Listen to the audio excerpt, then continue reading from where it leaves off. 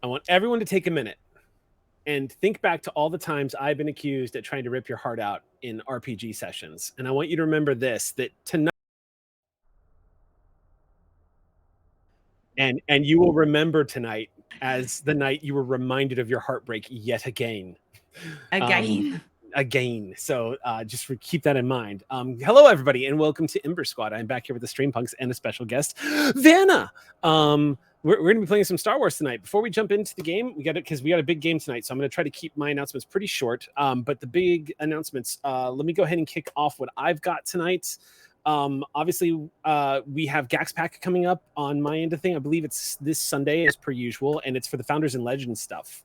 And everything's a bit in flux right now, but definitely tune into Gax Pack. It's gotten really interesting. Luke joined in our game. We are currently running in a setting that Luke created. So we are running in Gygax's original material now, and it's been pretty interesting kind of discovering it because I have no idea what the heck we're doing, and it's pretty standard for a D&D game, really. All right, and that's it for me. Anybody else got any announcements? Anybody? Leo season. Leo season. Yes. I got a couple. Really quick, we're doing a BIPOC for Creators charity stream over on my channel this Wednesday at 7 p.m. Central. It'll be me, Bright Dystopia, Minstrel's Tale, and Ash Rabbit all playing Baldur's Gate 3. Please come in and please come hang out with us. I'll also be running a giveaway for a free Favorite Enemy Turf mug.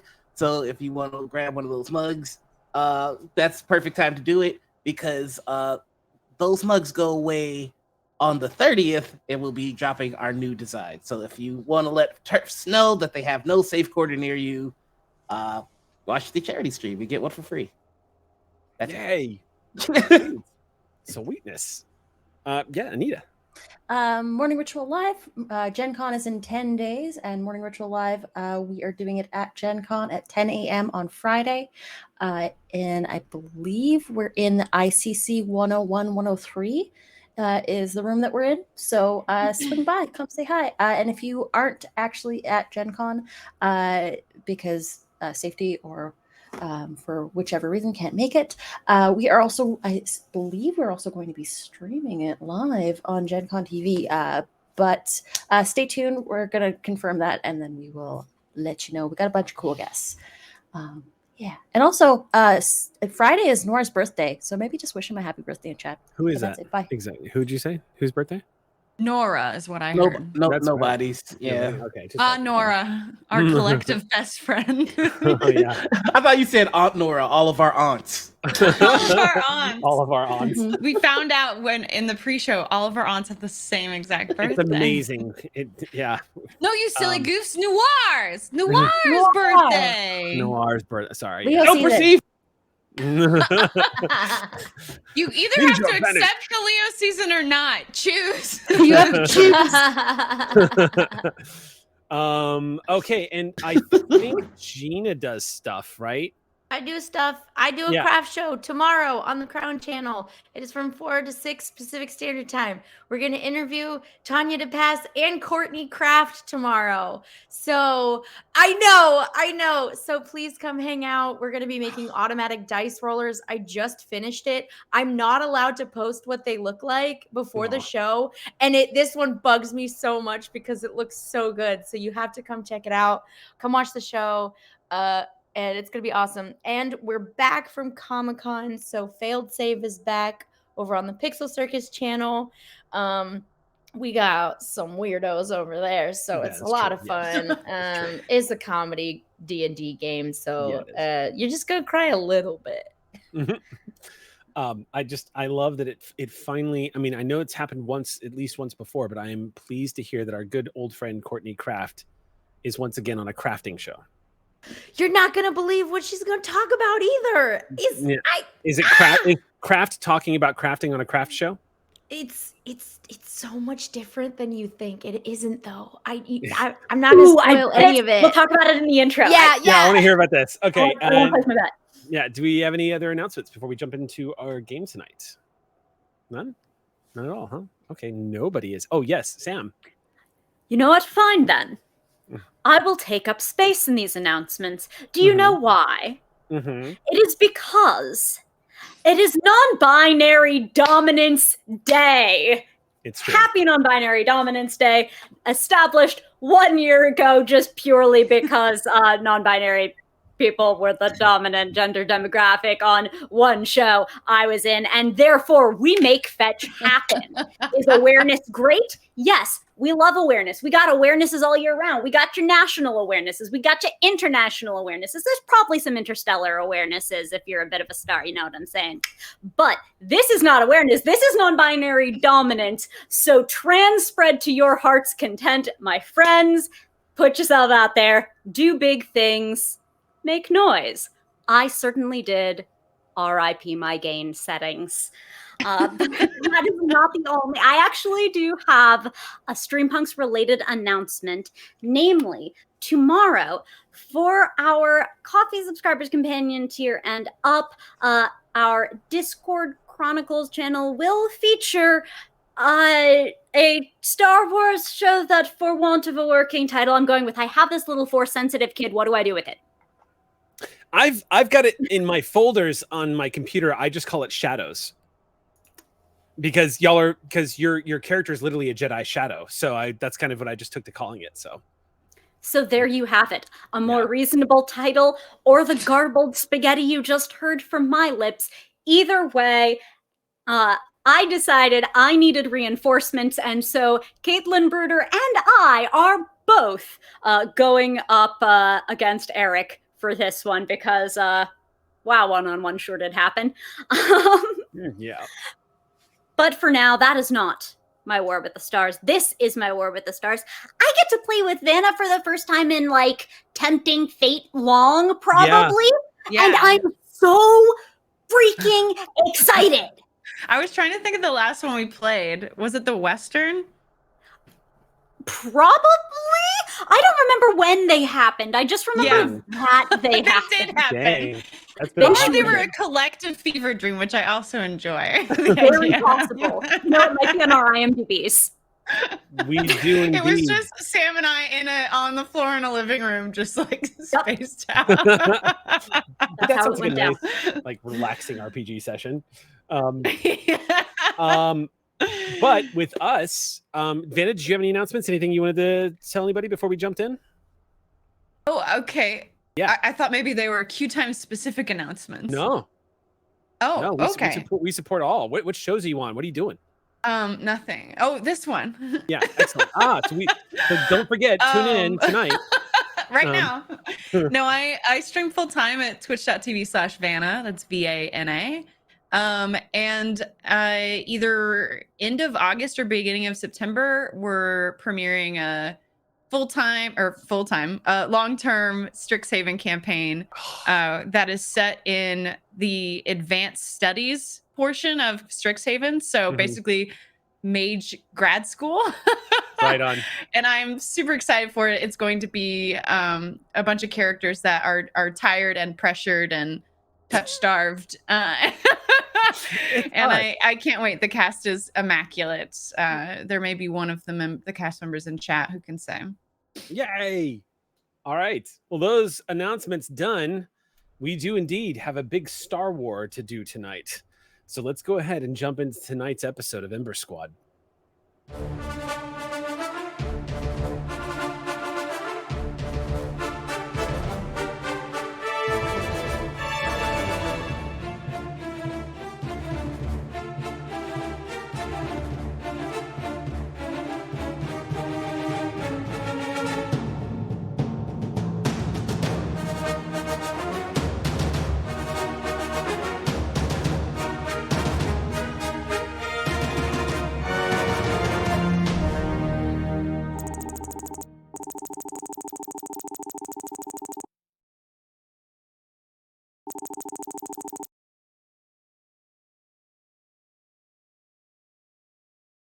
No, I'm sorry. No, this is when I would normally jump into the narrative, but Vanna tried to dodge not telling us that her birthday was this weekend.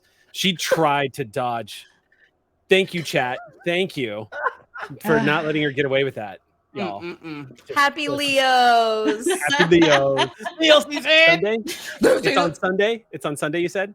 The 31st, yeah. The 31st? Excellent. Okay, so yes. Sunday. So flood. I don't like to talk about it because that's when I reach my final form, and it's not cute. Scary. All right, let's go ahead and jump into what we got going on tonight. Now, you remember the last game session we left off, the Ember Squad, they're doing some pretty impressive surgery to a damaged X-Wing, thanks to the work of a rookie pilot that failed to land that thing. I don't really know how to recap last episode. It was a total goose fest of just chaos and poking fun at one another, and learning a little bit more about what y'all have got coming next. The mission that you were all given is that you were to take the prisoner that you managed to capture, the VIP prisoner, off of Okaram Prime. You're Dr. Gillisem. Y'all have been tasked with delivering her to Alliance High Command. An incredibly secretive location for Alliance High Command was given to you on a datapad that could only be encrypted on the shuttle that you are flying out of here to deliver her to. You discovered as you jumped to hyperspace that the location of this base is on a planet called Hoth. A planet none of you have heard of before, but apparently is very much in the database as a listed planet on the far reaches of the Outer Rim. And that is where we left off. Here's where we are going to begin tonight's episode.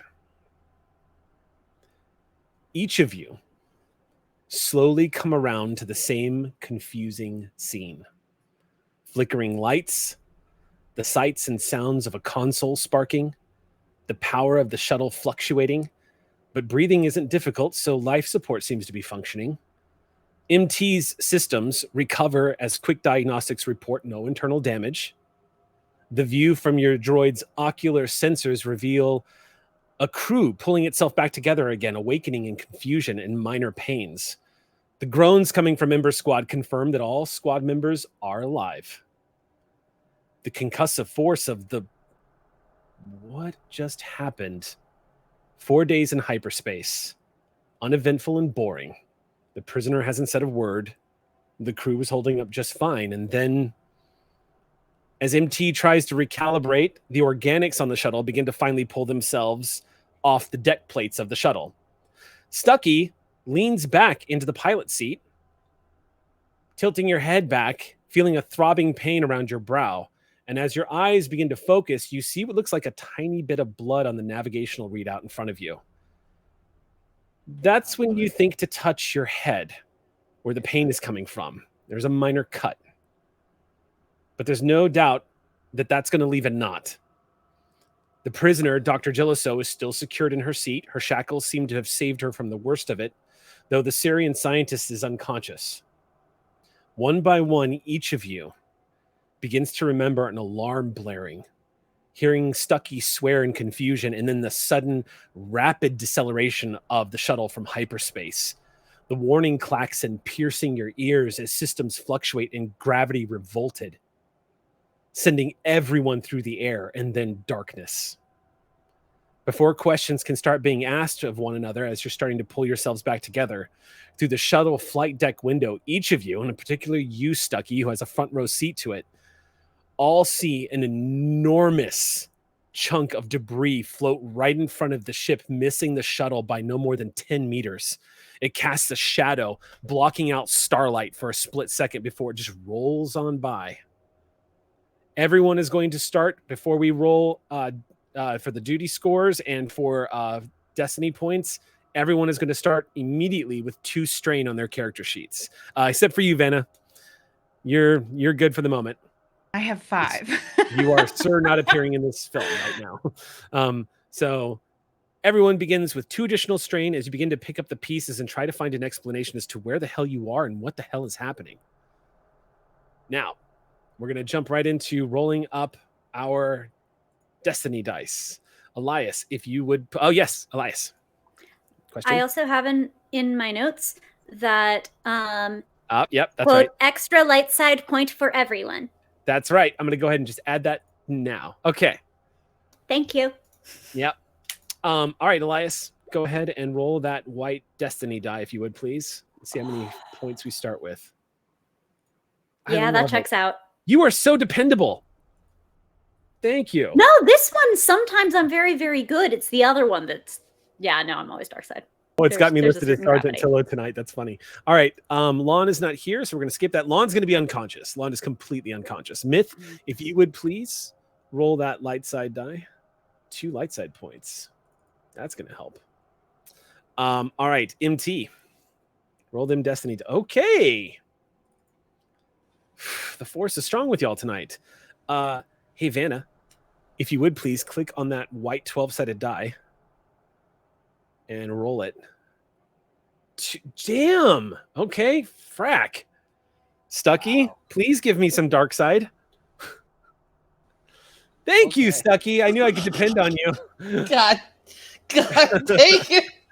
As soon as I saw everybody rolling to it, I'm like, I'm gonna be the guy. I'm gonna be that guy. This is a good night, though, to have all those light side points. Let me go ahead and roll for the duty scores. Wait, what? Get it out. Everybody get it out now. He said duty. 43. Duty is going to kick in. So everyone, this is a really good night for that too. Everyone's wound threshold is going to increase by 1. So you'll see on your character sheet that you have a certain amount of wounds. Just make sure to, the minus wounds actually is a really good way of doing that. So, so Vanna, you see how you clicked +1? Actually, click it down. Yeah, there you go. You got it. Just click it down by to -1. So y'all actually have.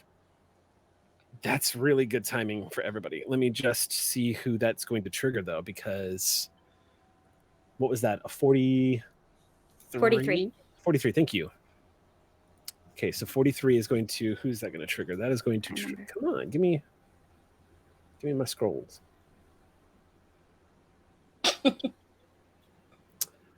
Tonight, that is going to trigger Myth. Oh, thank God it's not me. Well, it just means Myth gets 2 extra wound points tonight. Crap! And you get to, you're like, damn it. So you get to actually pick which one that comes into play and use. If you activate, and if any of y'all play out your duty scores or your motivation during combat, or at any point during the game session tonight, that will bank you extra XP at the end of the session. So, all right. That is going to start us off. So that is the scene right now as everyone is slowly picking themselves up off the shuttle, this big chunk of debris that just rolled past. So much darkness was cast across the front of the shuttle that for a split second, the only thing illuminating the inside of this large shuttle was just the system lights and the sparks that are showering the shuttle floor from the walls that have been heavily damaged. Do not panic. Everyone, stay where you are. I will assist you when I am ready. Please, please, do not panic. Stucky, you are bleeding. Hold still. Please, no. No, I'm fine. You are having an hysterical episode. Please hold still. No, get. Please go away. Check everybody else. I'm alive, and you are bleeding, and you are our pilot. Without you healthy, we cannot go anywhere. I must treat you first. Oh, fine. Just make it quick. And don't look at me. I do not have eyeballs. A terrifying reminder of what's helping you. Would you like me to close my sensors? I will not be able to do my job as well. No, it's fine. Just make it quick and stop being so droid-like. I will try. Can I do a medical check? Do it. Yeah, go ahead and make your check. Hold his breath while this is happening. Like, I hate this. Any difficulty I'm adding? No, just a standard. So I believe it should be difficulty check. Should be 1. One setback. Or just 1 purple die. 1 purple. Mm-hmm. Okay, you are. That pain goes away right quick. I close my sensors. I touch your forehead, and in 1 second, MT is already away from you with a 'lollipop on your console. God, He's so good at it. Yeah. How dare you? Yeah, your strain is gone. You can go ahead and get rid of all strain. And there's just a message with the lollipop that just says, "Are you satisfied with your care?" As you turn back and look at the rest of the crew, MT, you can see at the base of the shuttle. You first of all, again, you see Dr. Gilliso. She is slumped over in her chair, but she has been strapped in. She's only been allowed to get up to use the restroom. You escort her back to the chair. She is strapped back in. So she has been having a very secured stay aboard the shuttle. She looks like she is the one that is least injured. You can see right now, pulling his chair over, you see Sergeant Tillo just pull his chair. He kind of taps a couple of buttons and you see the chair. You see a corrective, like, it looks like some kind of like device that kind of pushes down, almost like a metal rod just comes out of the side of the chair and just flips it back and goes, and he presses a button and the chair goes over to him and he just pulls himself up into it and immediately starts going, "Sound off. Is everyone alive?" And you hear Gran go, "Nope," in the back of the shuttle. Do not joke like that, as I'm running towards him. As you run towards him, you see he looks fine. There's a big welt on the right side of his face where he looks like he made contact with the hull of the vessel at high speed, probably when he went flying through the air, landed face first on the wall. But he looks okay. You see him like testing his jaw and go, no, I'm fine. It's fine. I won't joke like that, okay? It's fine. I'm fine. At least wait until everyone has been accounted for. I, like anyone else, enjoy lots of humor, but not around death. Oh, as she runs over to check more people. Yeah. Okay. I think I survived. I don't think this is the afterlife. I probably would not be there if it was. Myth, are you all right? I'm fine. Stucky, where the devil are we? Give me a second to recover from my concussion, and I will be right on that. By the way, you're all welcome for still being alive. Not to say I'm not thankful, but what happened? Nothing good. I would like to see what happened. How would you like to do that? What would you like to do? I would like to. I think that it's not really a pilot check. Can I try a perception check to see if I can see what the flip happened? If you're looking at the window, that's a perception check. If you want to try to like scope out what's around the ship, that would be computers. Let's try perception first. Okay, make me a perception check, and the difficulty be 3. Okie dokie. Would I be able to scan through the ship's sensors just to sort of see like if there's some sort of log? Y'all mind if I use one of our boosts from the? Oh, do you want to spend a light side point from Ox Crew? Ox Crew, yeah. Okay. So you are going to get a boost from Mr. Owlbear. Oh man, is your name the point of contention right now? All right, here we go. Here we go. All right. Add a boost die. Okay. So when you press your face up against the window, your eyes are trying to track that huge chunk of debris to see if that is some kind of clue as to what happened. Did you hit something? Here's the thing, Stucky. If you hit something in hyperspace, y'all would all just be atomized. Nobody would be here right now. That would just be insta-death. So it's hard to believe that you guys hit something, but it is incredibly odd, and it must be related that this piece of debris floated by. But as you press your face against the flight deck window and look out to see what you can get, you're just catching the little bits of it just leaving your field of vision. You cannot spot anything from the angle that y'all are facing at right now. And right now, the shuttle is indicating that it is adrift. Oh, okay. I think I see something out there. Oh, is it the same thing that I see? That big. Go ahead and roll your computer's check, Myth. And see Myth at this point is like going through the systems. What is the difficulty in this one? Difficulty is 2. Okay. And then might I use a boost die, compatriots? Another boost die. Oh, Havana. So one of the things that we do is you can call upon a boost die from Ox Crew. Ox Crew are our supporters that basically support the streampunks. So if you ever tell me you want a boost die to a roll, you just say I'm going to use an Ox Crew boost die, and then we pick a name, and you get an extra blue die to whatever you're rolling. So is it that we should use those before we use the force? That's kind of.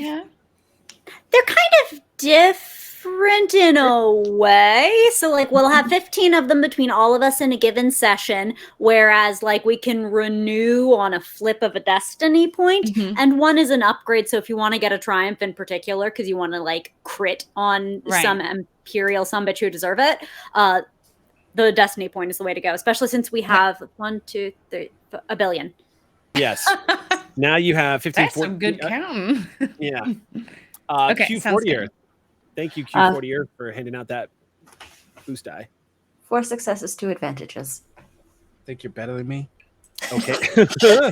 All right. So Stucky's got his face pressed up against the window, and he's trying to get a good eyesight. Myth, you move up to the co-pilot seat, slide into the chair, and start bringing up. First of all, the computers look like they are struggling with power, but they are still functioning. Sensors right now are up and running, but it looks like immediately what you see is the shuttle basically hit what appears to be a gravity well. You guys in the middle of hyperspace came across a planet or something. Whatever it was, you detected a sudden shift of gravity and you were ripped out of hyperspace. That's what you're seeing detected on the data as it's coming up. You're seeing that you guys were, everything was fine until you were violently ripped from hyperspace and brought to a stop. Sensors is also detecting at extended range a very large object that doesn't seem to be celestial in nature, but there's too much interference going on right now. Even with 2 advantages and 4 successes, the sensors are strained at the moment, and they're only detecting an object about, I would say it's extended range right now, extreme range. Some sort of anomaly pulled us out of hyperspace, and it looks like I've got something showing up on sensors. Oh, it's not that thing that you're looking at. It's further off than that. I should tell you real quick too, with 4 successes and 2 advantages, you are still in a gravity well. But what's curious about the gravity well is it seems to be fluctuating, which is not natural at all. What you're seeing on the sensors is it's detecting almost a pulsing gravity well around you. It's really powerful, then it weakens, and it goes strong again. And the shuttle, as it's currently not powered up, just seems to be kind of pulled around by it. Some sort of gravity well that's pulled us out of hyperspace? And it's fluctuating. Is there like a pattern to the fluctuations? No, in fact, it looks completely random. All right.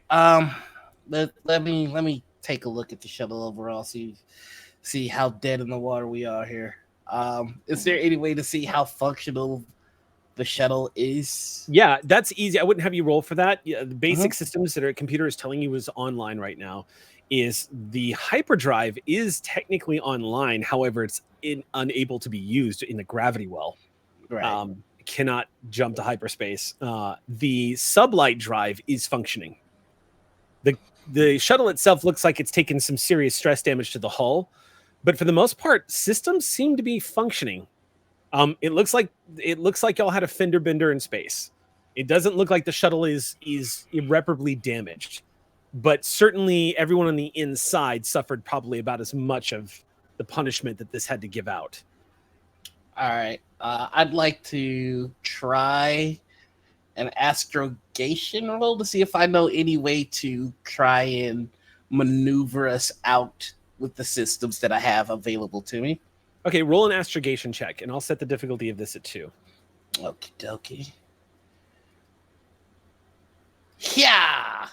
What is going on today? I don't know, but the pilot is just looking at this. The computer is giving you some information, but the screen is just coming to static from time and time again, Stucky, and you're having difficulty reading out what it's telling you. But astrogation itself looks like there's nothing conclusive. You're not getting enough data. Okay, this is fine. I'm fine. I'm in a great mood.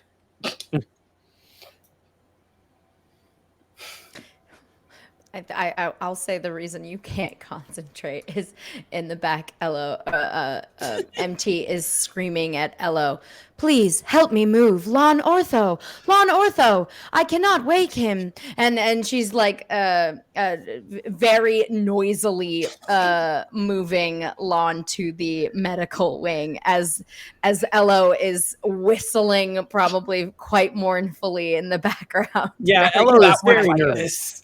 Little droid is just hovering around Ortho, just going, "Is he okay? Is he okay? He's going to be okay? How significant is the damage? Can his chassis be repaired? Is he okay?" And just like no damage seems to be on the chassis. Will you please pick up his tools and bring them to the medical wing? I'm afraid I'm too small.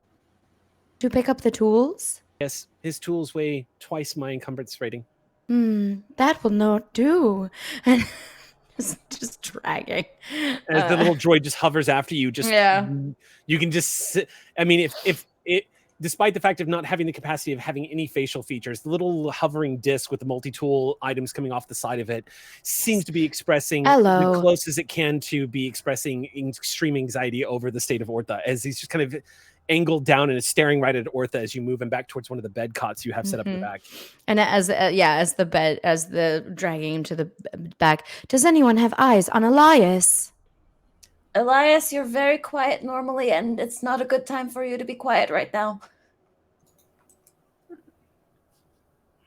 Hi. Oh, Perfect. That's all I needed. I'll take from that then. As you drag Lon Ortho back, you probably find Elias, who's posted up and I think probably has a belt that's been unbuckled.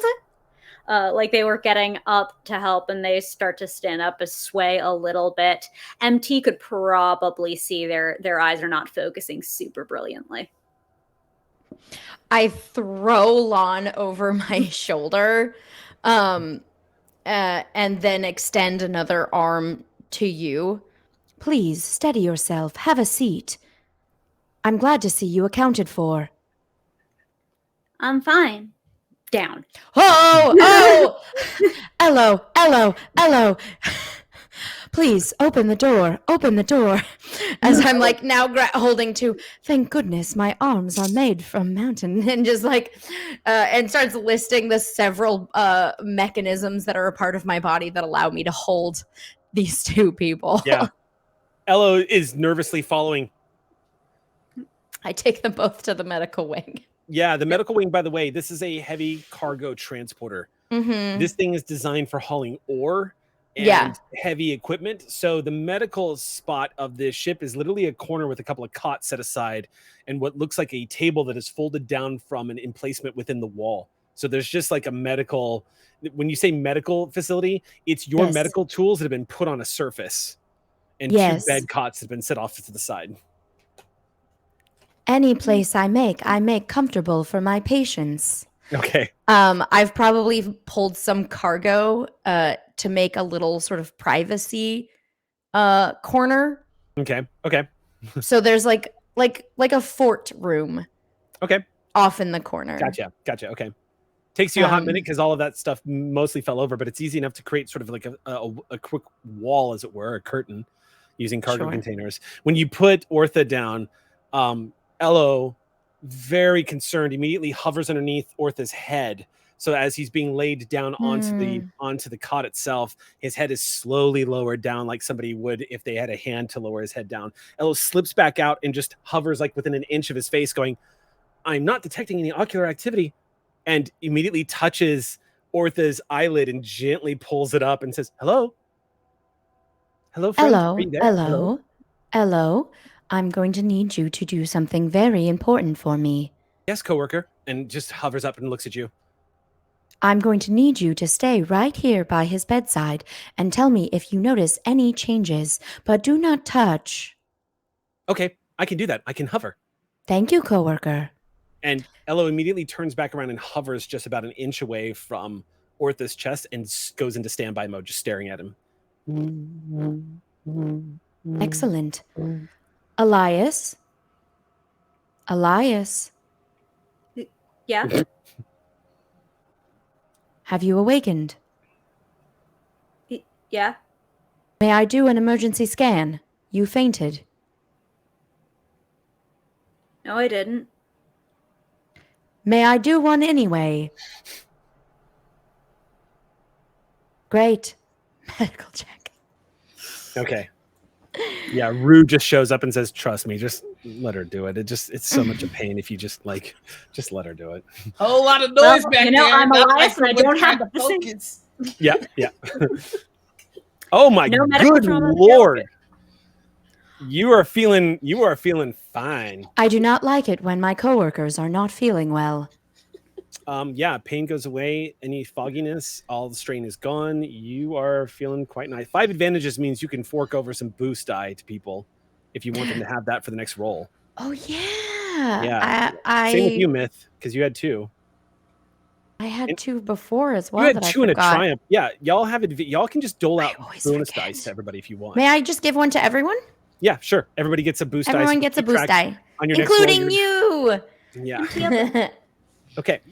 Yeah, you can see Elias, as soon as you feel the spray in your arm, just the Bacta immediately filling your system, you feel clarity starting to come back. The dull ache in the back of your head begins to subside and your eyes focus. I think maybe I was wrong about before. Thanks. Quick, tell me your favorite blaster. Oh, and there, yep, there. Woo. How much time do you got?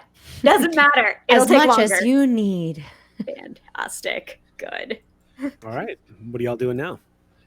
I think Stucky in his frustration is going to just try and do something reckless and fly us out of this gravity well. Okay. So go ahead. I would say go ahead and make a computers check for me. You don't have to make a flying check because you're literally just picking a direction and going. Difficulty of this is 2. Can I assist? Yes. So that's So another if you- boost, right? Yeah, I'll just give a boost die to keep it simple. Yeah. So you're going to get 2 boost die from this because you were given 2 successes, 1 threat. So gain a strain, which is normal considering what you see. So as you are stuck, you slide back into the pilot seat and clip yourself in and start bringing the sublight engines back up online. As you take the controls, you start looking for the nearest exit of this gravity well. And the computer starts telling you the nearest point. What's curious is the computer is telling you, the sensors are telling you that you are close to the center of the gravity well. And that the distance between here and the edge of the gravity well is roughly half an AU. So it calculates at full power on sublight engines, it should take you roughly 2 months, 3 weeks, and 2 days to exit the gravity well. All right, we're turning that off. Everybody, get strapped in. Hey, Elias, remember I told you sometimes you just got to feel the ship? And that's why the 53 Bantha yeah? Yeah, we're about to feel the ship. Get strapped in. MT stands up very tall and leans over her medical walls and just looks at you. All right. What are you going to do? He's just going to try and fly this thing out of here. Okay.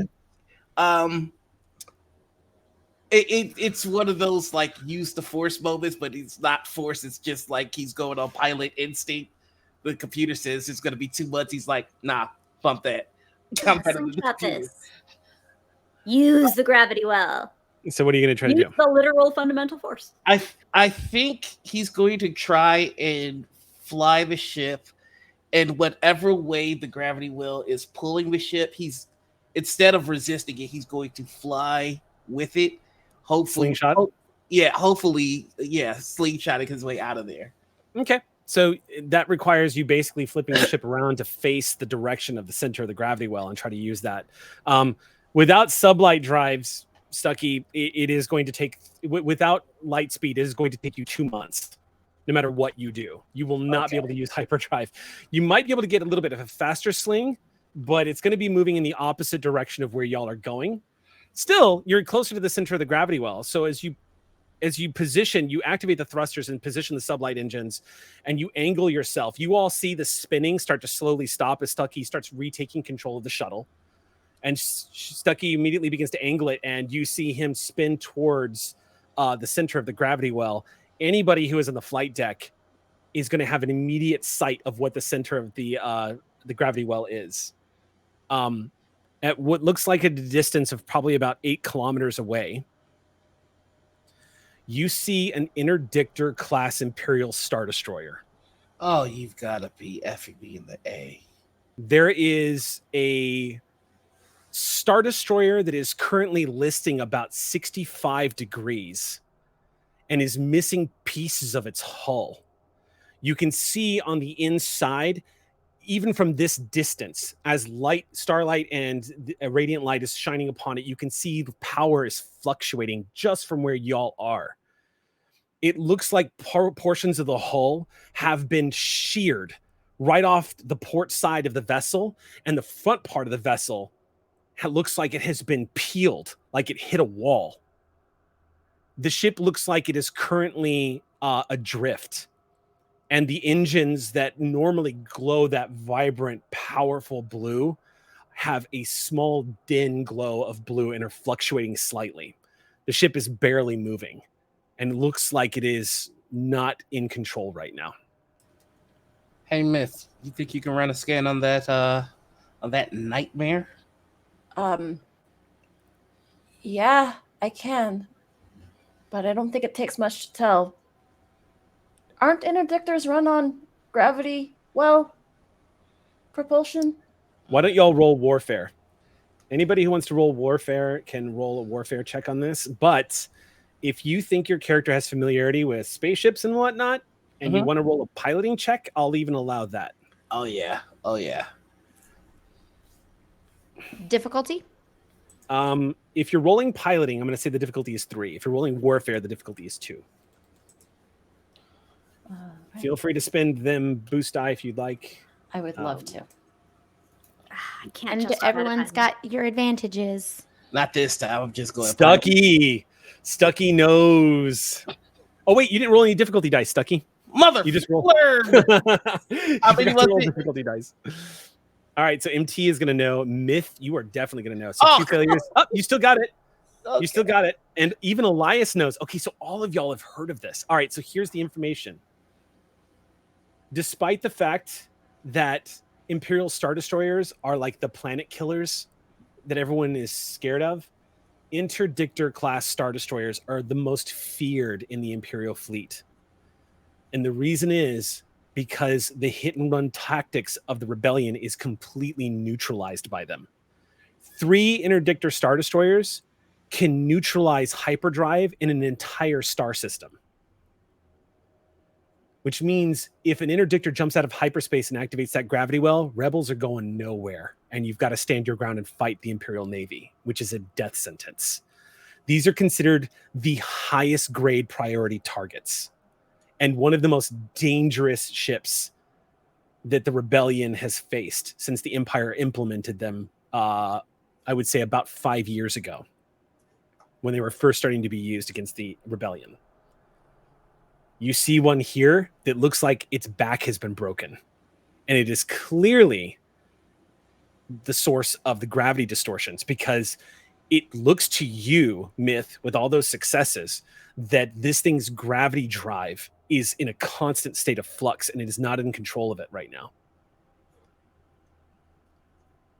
I'm going to start scanning. I'd like to scan for life signs on the Interdictor class. Oh, also I can give you the name of the ship. Because you're going to be able to scan the registry. This is the ISD Starstorm. What could have done something?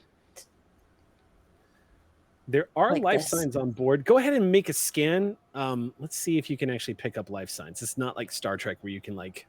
No. I'd like to assist. Okay. Computers, I'm guessing? Yeah, it's computers check. Difficulty rating 2? Or... yes. Well, nah, that's fine. 2 is fine. Yeah. Okay, and then go ahead and make your roll. Boost because Stucky said that he was going to assist. But if you, all right. Yeah, that's okay. A success and an advantage. Myth, as the fear starts to subside for a second, because it takes you a moment to realize this behemoth is been cornered and broken. Like you're looking at the ship. It's even in death, these ships are terrifying to behold. And it takes you a split second to just, and as your fingers play across the console and you bring up the data that's being scanned, you know for a fact with all of y'all's rolls, Star Destroyers, even ones as small as this, Alliance High Command likes to joke that Interdictor Star Destroyers look like Imperial Star Destroyers that have been put through the dryer. They're smaller versions of Star Destroyers, basically. Even these vessels can carry upwards to 3,000 personnel. And you are detecting fluctuating and faint life signs all over the ship. Not as many as 3,000 life signs. Significantly less.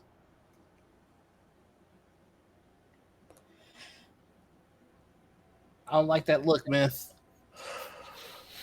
It's a high value target. And as much as I'd hate to say that a detour might be in order, the only reason why I'm suggesting it is because how long is it actually going to take us to escape this gravity well if we're just traveling at sublight? It says 2 months, but I'm pretty sure I could get us out of it in a month and a half. Sergeant Tillo rolls up and says, we're not taking a month and a half to get the prisoner to high command. The quicker way would be to get aboard that thing and turn off the gravity well. I knew you were going to say something awful. You always say something awful after looking at it. Tillo smiles at you, Myth, and says, this is going to be the stupidest thing we've ever done. Okay.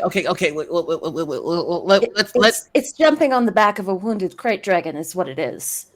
If I might be the voice of reason, if we go on there and we disrupt their gravity well, that thing has got to have at least a small fleet in it, right? We opened up we open up hyperdrive, they're on our ass. So we blow the ship. Unless you want to eat field rations for the next 2 months on a ship. If that thing gets repaired, it's going to send tides after us. With MT. Okay, yeah, we should probably get rid of the gravity well. Tillo swivels around and looks at everybody else and says, Ember Squad, get your gear. Are we ready to do the bad idea? We're going to do the bad idea. At some point, they're going to stop sending me on death mission in bricks or slightly improved bricks. Okay. Unlikely. Gran, who's standing up now, leaning against the wall, and says, what about her? And points at Jilliso. You want us to leave her in here in the shuttle by herself? And Tilla says, no, and somebody's got to watch over Ortha until he wakes up. I don't know, Gran, what do you think? You or me? Gran says, you want to play round of sabak? Whoever wins. I don't have my cards with me. Never mind. I mean, if you guys need somebody to stay on, left my cards on the Karim. Could I spend? This is the silliest way to spend a light side point, but could I spend a light side point to have a deck on me? Yes, you may. Yoink. Just reach into the very nice jacket pocket. Oh my God. You pull out a deck of Sabak cards and you see a look on his face of just like, oh, I'm embarrassed. I don't know what else to say. I'm embarrassed right now. I'm embarrassed. All right, let's play a round of Sabak. And Tilla says, no, we're not playing a round of Sabak. All right, I'm gonna go with them. Gran, I want you to stay here and I want you to guard the shuttle. And in that case, we have to figure out where we're landing. Stucky, take us underneath her. And if we can get underneath that interdictor, I want to see what the hangar looks like. If they were capable, they would have launched ties on us already. I want to find out why they haven't. Sure, yeah, no problem. Just fly this brick next fly casual. Yeah, just casual. Yeah, I got that. No problem. Hey, all right. Stucky. Yes. Play your cards right, you might be able to fly a tie. Yeah, but their ancient sound horrible.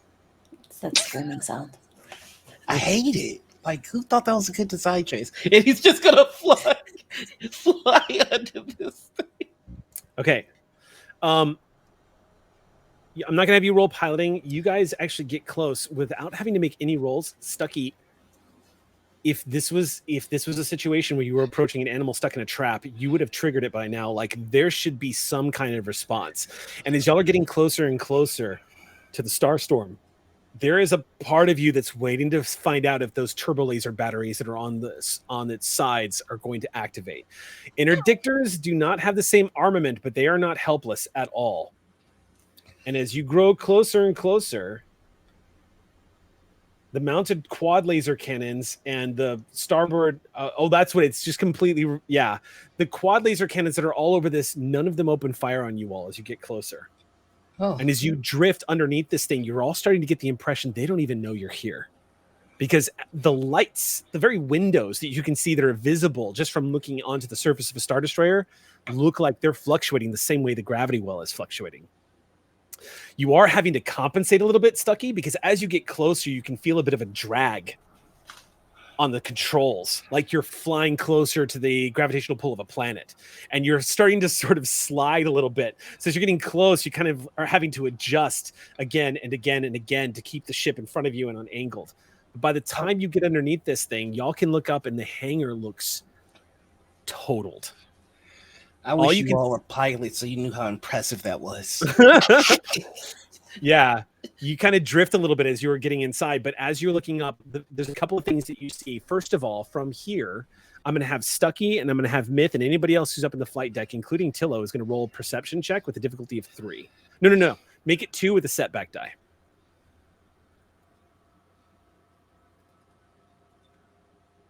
Perception 2. Have I gotten a lollipop yet, MT? So many. What color and is it? They're not covered in rust. It's purple. Again, I liked the purple. Mm-hmm. I made a note. Ooh, Myth, man, just nailing the perception check. So Myth, you and Tillo, the two sergeants, actually see at the same time. First of all, what you see is just from underneath looking into the hangar. The Imperial hangars are almost... if you get this close, you can see inside the structure itself. It looks like there are fires burning inside. And you also see what looks like a destroyed TIE fighter that is laying partially near the entrance. You also see what looks like a shuttle of some kind. It's not Imperial. Has also looked like it's rolled over and is on its side, partially hanging towards the lip of the hangar near the force field, but it's not an Imperial shuttle. See, landing these shuttles is difficult. It wasn't just me. If you're going to land in the hangar, it is going to be a piloting check.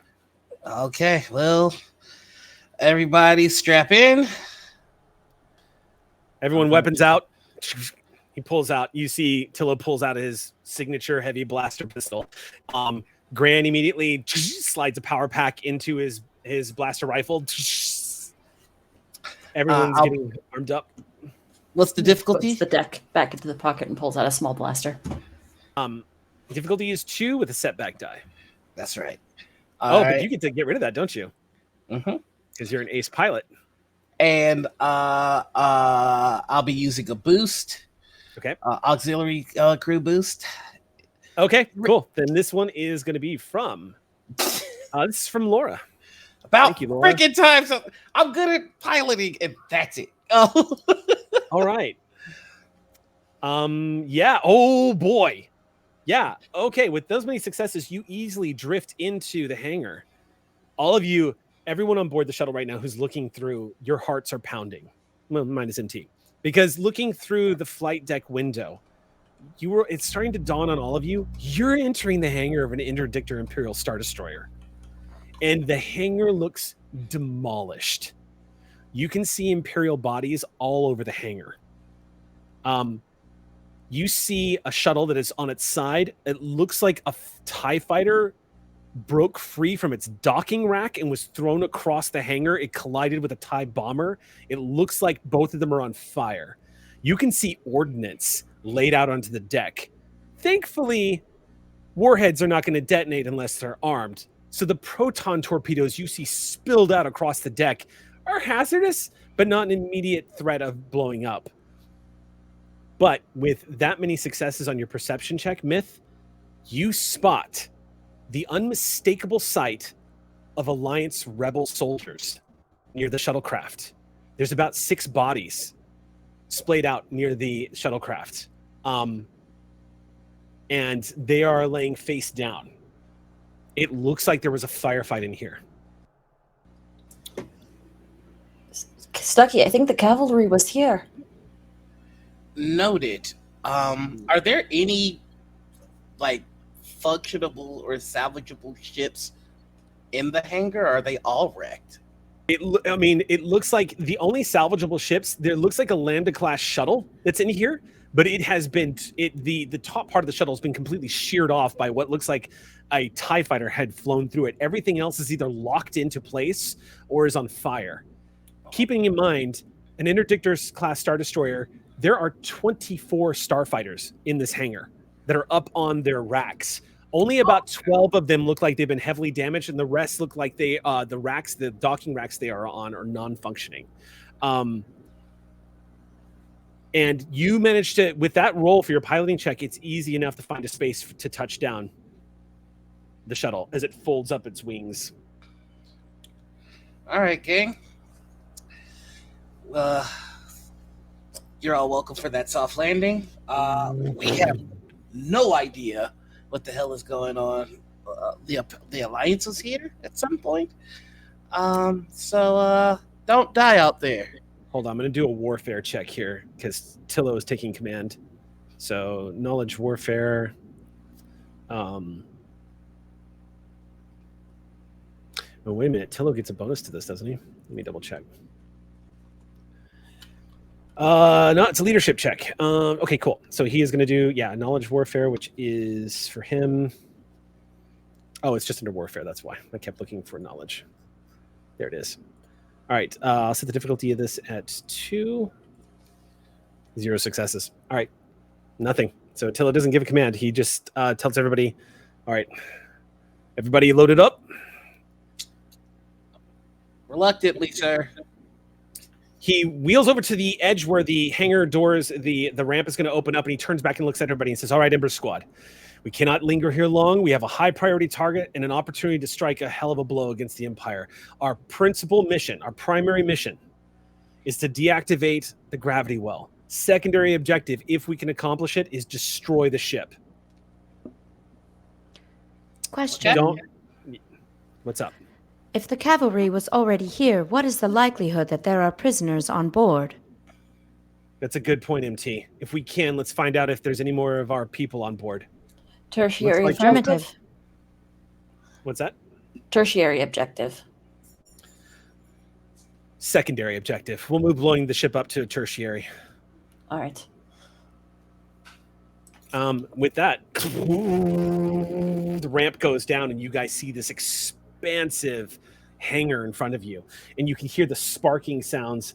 For those who are able to detect it, you can smell the ozone in the air from electricity that has been playing off the walls. It basically smells like burned hairspray just filling the room. For you, Elias, there's this acrid, bitter taste in the back of your mouth because the air is so thick with it. You can immediately recognize on your farm. You experience it every now and then when electronics would burn out or fizzle or if something was popping. In this case, it's rough. Life support is not filtering it all out, so you all get dosed with it a little bit. Not harmful, just uncomfortable. And one by one, Ember Squad, including you, Stucky, Tilla says, bring up our rear, and starts heading out, rolls out, blaster at the ready, and Ember Squad disembarks off the ramp and into the hangar. Everyone, as soon as you get onto the deck of the hangar, make a perception check for me. All right. What's up, Sam? You look like you want to say something. I'm kind of scopes up, probably from top of the ramp. Oh, okay. That's a good call. Just if a thing feels like doing motion.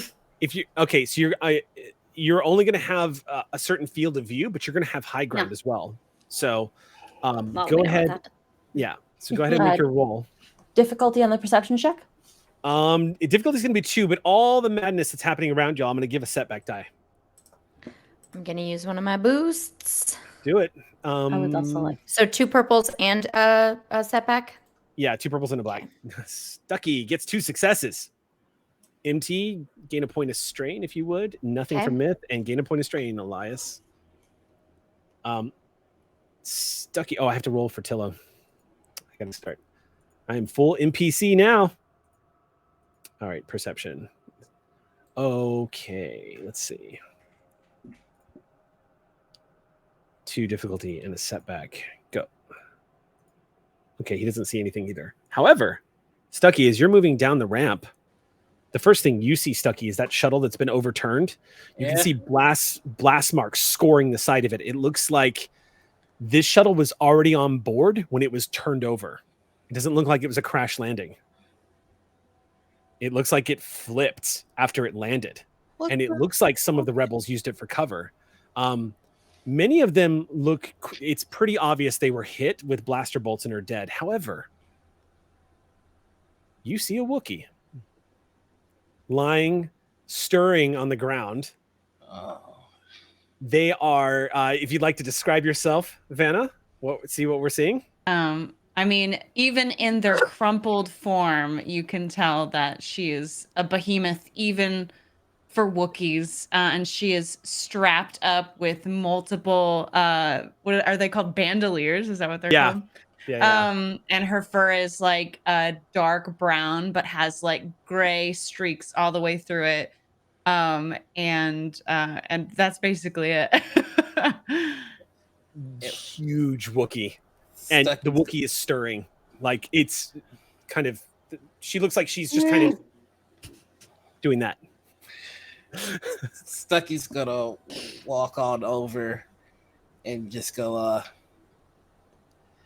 we've got a medical droid. If you're not, if you want the help, please don't rip my arms off. Not that I think all Wookiees rip arms off. I've just heard stories. Narumno, from a distance, you think you hear someone talking. It's a sharp contrast to the blaster fire you were under before being thrown through the air. And as you're coming to, you see Stucky. Go ahead and describe yourself. Looking down on her right now, she's laying on the ground. Not an Imperial, but well, you can see somebody wearing pieces of stormtrooper armor. Oh jeez! Oh no! Oh heck! Oh, and no. makeshift goggles. Clearly underneath the pieces of stormtrooper armor are like a rebellion flight suit. He's just this like short, stout human, dark skin, bit of a beard on him now after spending so much time on mission. And he's just kind of reaching his hand out to you. I think in her disorientation, right? I'm seeing she's slipping out of unconsciousness, right? Yeah, I feel like we're about to have a Wolverine rogue moment here in just a second. Oh, don't tease me. I think you hear her like call out, and then you see her reach over her, like the side of her that is crumpled, and she pulls out a grenade. Off. And you can tell she's saying, "If we're going down, we're going down together." And that's how the episode ended. It's time to roll up a new character. Thank you for watching Ember Squad. But she's moving very slowly because she's still kind of in a fog. So I think there's an opportunity to keep her from biting the pin out. But that's up to you. You can let it happen. He's gonna try and smack the grenade. About the same time you go to smack the grenade, Tillo screams, "Secure that grenade!" And you just I mean, you can. It's up to you, Vanna. If y'all want to roll for it, otherwise you can smack it out of her hand before she arms it. I think she's disoriented enough. Okay. It's The grenade just goes sailing and goes ting ting ting, rolls to the ground. I am so sorry, but please stop. Don't try and kill me again. But you're rebel. Oh, but the droid behind me, isn't it? Yeah. Stucky, please move to the side. Let me assess the medical situation. Well, we need to make sure she's We need to fine. make sure that she is alive and not in any immediate danger. Some people don't take very well to droids. What's wrong with droids? This person takes well to droids. Continue. 2 purples. Yep. I don't know how much strain I have, Eric. It's more narrative than anything else Okay. because MT is like tricorders wish they were as good as MT. Okay, so MT, you basically I hate you with a back to pack or a stim pack. Okay. Don't mark it down. We'll just say that Okay. narratively you just reach down and you're hit with a Bacta stim pack. Immediately you feel like the burning sensations of being shot multiple times and the explosions that happen around you, the concussive knock on your head, it all begins to just sort of bleed away and your focus comes back and you realize you're staring at a droid that looks like it actually looks like it has the Alliance symbol on its chassis, on what looks like a very hodgepodge sort of like the chassis doesn't look like the chest plate doesn't look like it belongs on the droid. It looks like it's been hammered in place to fit a droid. But you can see clearly the orangish red symbol of the Alliance on its. Okay. Yeah, Is that kind of medicine normal across Bacta, Alliance? yeah. Okay. Yeah, Bacta's pretty. Yeah, Bacta's. It's harder to get a hold of, but Bacta is sort of like the cure light wounds of. I'm so AD&D. It's the cure wounds of. Sure, Star I Wars. got you. I got you. Yeah. You I just didn't know if it was like bougie medicine. Oh, right. Yeah. No. You're Where'd good. you get that? Yeah, when your eyes clear, you can see that MT does not look like a normal medical droid, but there are definitely parts of her chassis that clearly come from the 21B series of traditional medical droids. But she is strangely shaped in that her arms are incredibly long, her legs are incredibly long. She has a massive pack on her back, a bit like a turtle, and many compartments. She is clearly made from several other droid series lines as a means to, we're not sure why. Maybe it was a last minute effort to make a droid in an emergency, or if someone got the idea to mix all of these droids to make a medical droid more efficient on the front lines so that they weren't just a humanoid body. She has parts of a mountain terrain droid, which make her a little terrifying and spider-like. And she has a face, but it looks not like it doesn't look particularly humanoid. Yeah, it's a little more like the way you see a face in a car. Sure. Yeah. Okay. Yeah, I think she blinks up at you and then looks over at Stucky and is like, "Okay, I'm kind of seeing what you mean about the droid thing." Exactly. That's what. Please, do not alarm yourself. We are here to help, and blowing up this ship is only third on our list. Oh, I appreciate you making my recovery a priority. In front of that, I'm sure there wasn't any point at time where that was a tertiary goal for you. Only momentarily. Oh. That was before we found you. Are you feeling all right? Much better. Thank you for the assistance. Wonderful. Would you like a lollipop?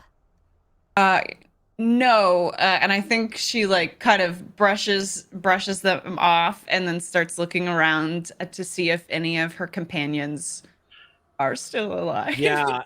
So you sit up, and it takes you a moment to get stock at the situation.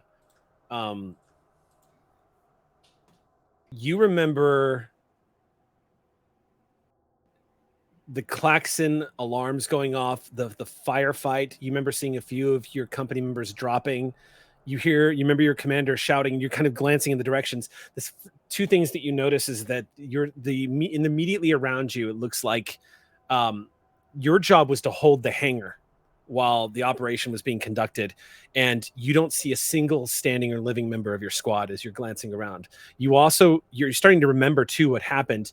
You remember the distinct you have the distinct memory. It was only just moments ago, it feels like, of you taking cover and firing back and then glancing down, because again, the hangar is open through the force field of space, seeing the sudden long white lines of a ship jumping into hyperspace and knowing what that meant because of the situation. And then the jarring sudden stop and everything going to pure chaos. Glancing around just looks like pure carnage.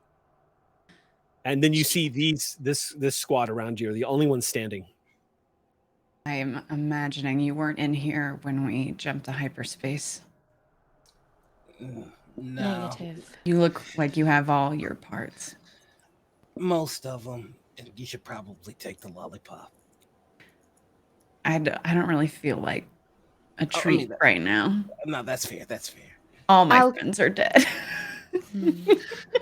Which go ahead and describe yourselves and let the Wookiee know what it is she sees when she looks at Ember Squad. Who would like to go first? We got a droid and we've already got Stucky.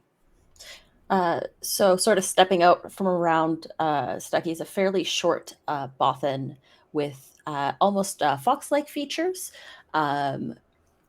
little black nose, and those they're kind of pointed elf ears, which is Bothans kind of have like a sort of cross between a bovine and a canine face, but wearing a very nice jacket and like holding a blaster, but like clearly doesn't necessarily know how to use it. Yeah, not the way that it's holding it held. backwards. Safety is on, I think. I not love built them. for combat. Yeah. But definitely doesn't look like a trooper. Yeah. Well, are we somewhat? Are they pointing the gun at me? No, the gun is okay. pointing to the ground. I see. But just no. And then next to the Bothan. Yeah, just a little farther back, holding a blaster rifle and looking like they know exactly how to use it.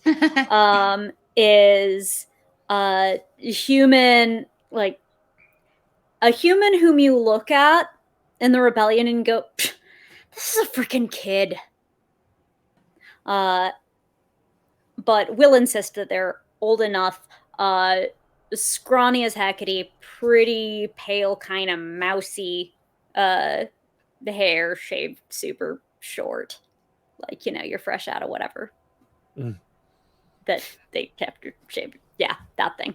And they're just looking down a little telescopic optical sight and kind of on the swivel while the whole conversation is happening. They haven't really said a lot of words. And next to the Bothan is a man who looks like they have the first thing you notice about the guy that's next to the Bothan. Darker skin, rich dark hair. Looks like he's probably in about his mid-30s, perhaps. Little bit of a 5 o'clock shadow going on, but dressed out in sort of like the heavy clothing rebel uniform is a chair user. So you see he's actually, it looks like the chair itself has been heavily modified too. So it looks like it is ready to go in all terrains and any access points he needs. You can also see what's noticeable about him is that he looks like he's holding a highly modified heavy blaster pistol, which is not pointed at you. He has it up in sort of the ready position. But you can clearly see the sergeant ranks on his collar, indicating that he is one of the squad leader.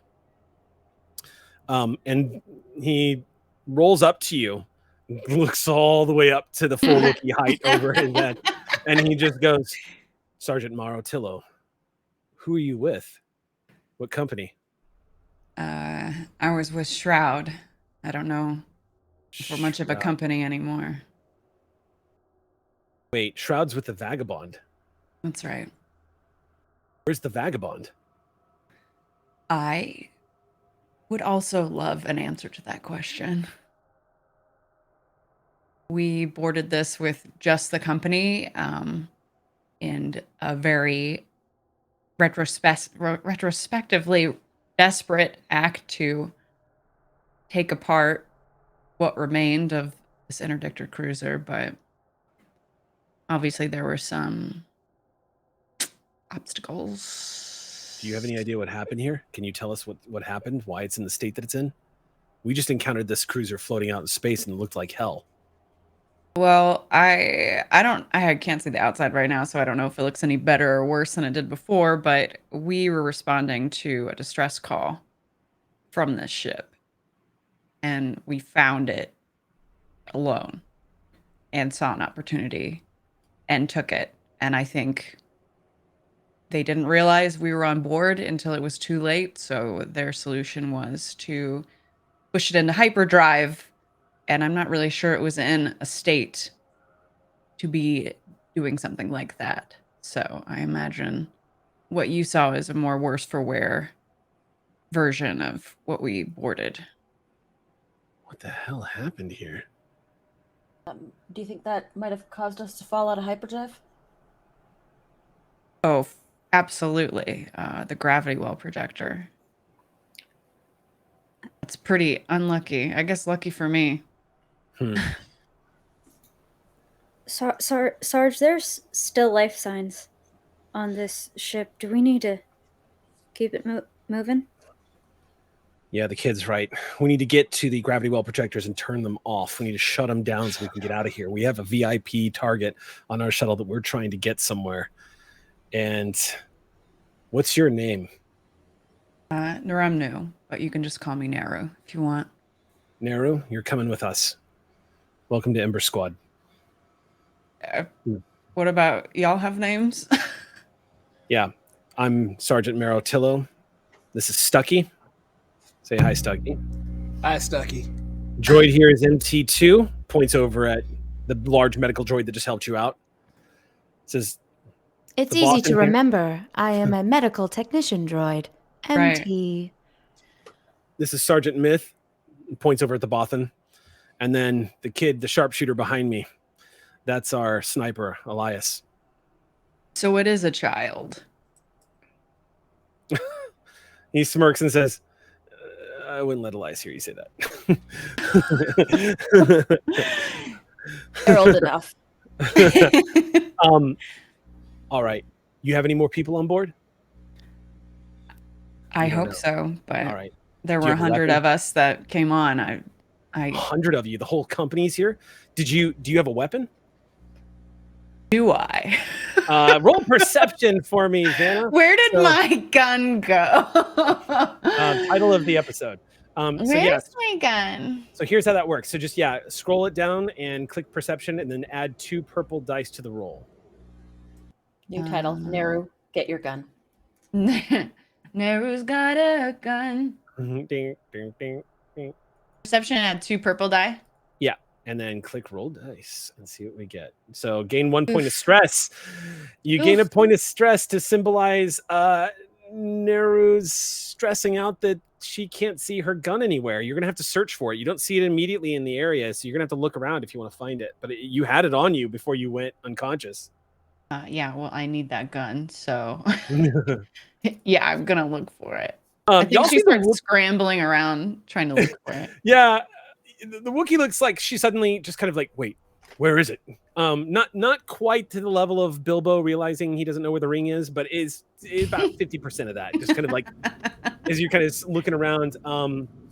I'll say perception check wise, you're not gonna.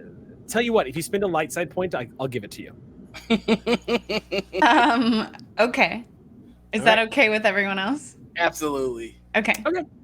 Sure enough, behind the crate, it fell out of your hands and slid across the hangar when you guys dropped out of hyperspace dramatically. You see your gun. It's hard for you to miss. If anybody else looked at it, they might think that it's part of the artillery that probably came loose from one of the wall units, or maybe even a piece of a blaster's cannon itself. But you see it. Yeah, I think I pull it. It's hidden, but then I pull it out, and you see the full mass of it, and it's like half the size of her body. It's very like Wolfwood from Vash the Stampede energy, I think. Oh, totally. It is a smart gun from Aliens. Actually, if you want, you can read off the name of the gun, Vanna, and everyone will know exactly what it is. It's on your it's on the character sheet at the weapons if you scroll down. You should just say it. I don't know where it is. Okay, let me pull up your character sheet. Yeah. So if you just scroll down where it says weapons, it reads dismounted E-Web heavy repleting blaster. It is normally artillery. It normally takes 2 people to operate, right? Yes, but it has it on her own. It has cumbersome. It has a cumbersome rating of 5. And so there is no way, if you are a normal human being, you cannot lift this without somebody helping you. And you see the Wookiee just pick this thing up and just kind of rest it against her hip as she just checks the power pack on it. It is a piece of artillery. Yeah. I would like to have one entire feeling. Thank you. You can see the Wookiee just, for a second, there's just like stars and like glittering in the background behind her. And you just see this bulging Wookiee muscles and these thick shoulders as she just peps this thing up. I just want to be 6 times my size right now. Yeah, no, she hefts up. It's Tillo, your sergeant, sees you heft this up and he goes, oh, shit. That gun is bigger than I am. Thank you. Thank you. That's no blaster. That's a space station. All right. Well, mission. I'm feeling better about this right now. Let's all move out. We're going to head towards. We need to find a computer out console so we can find out the location of the gravity well generators and shut them down. If we find any of the Shroud Company along the way, our priority is to get them back to the ship with us if we can. No matter what happens, though, we have to. If we have the opportunity, this ship does not survive. We blow the ship. Finish the job. Does my knowledge of ships give me an idea as to like the general location of where something like the gravity well would be? You can make off the top of your head, I would say that's a knowledge. That might be a knowledge warfare check. And that's not going to be an easy thing, Stucky, but you can try to make the roll. I'm going to set the difficulty of that one at 4. Oof. All right. That's going to be a challenging one. Yep. Yeah, buddy. Here we go. Yeah, you have no idea. And I am not going to give you those as strain. I'm going to bank those as boost die for myself. I don't love that. I'm sorry, everyone. All right.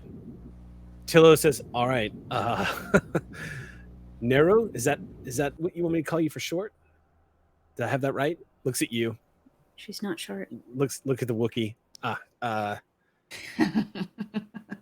Don't get that a lot, but yeah, that's fine. All right. Why don't you take point? Yeah, would I have, like, if they had already boarded, would she have an idea of the layout from, like, comms of people that would have gone deeper into the ship? Thankfully, you didn't have to worry about that. You were given the task of holding the shuttle bay while the operation was being enacted. Over half the company went into the ship itself. Okay. But one thing I will tell you, Nerumno, is that you guys knew when you were boarding the ship that that they had suffered a pretty severe malfunction and that they didn't have all officers and staff available to fight you guys. What condition the ship has been in since it got pulled out of hyperspace, you don't know. Right. Yeah. But and y'all will move deeper, and it takes a few minutes to cross the hangar as Ember Squad makes its way, everyone checking their corners, moving around like these huge containers of weapons. Y'all move by, you see stormtroopers in terrible states, as well as a few rebels that look like they members of Shroud Company that didn't make it.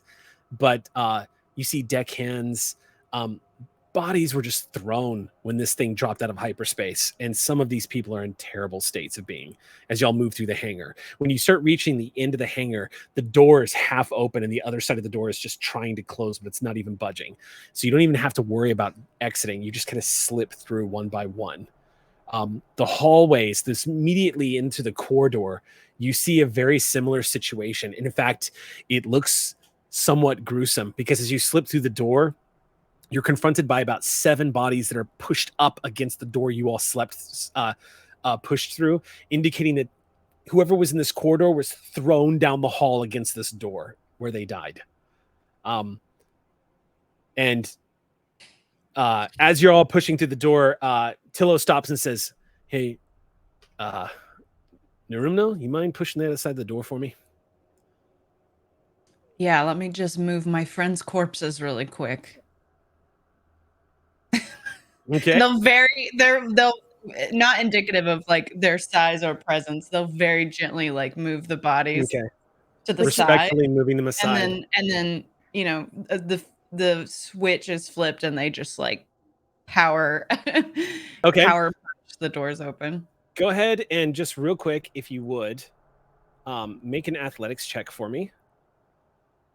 Oh my god. Yeah. So all what should I add?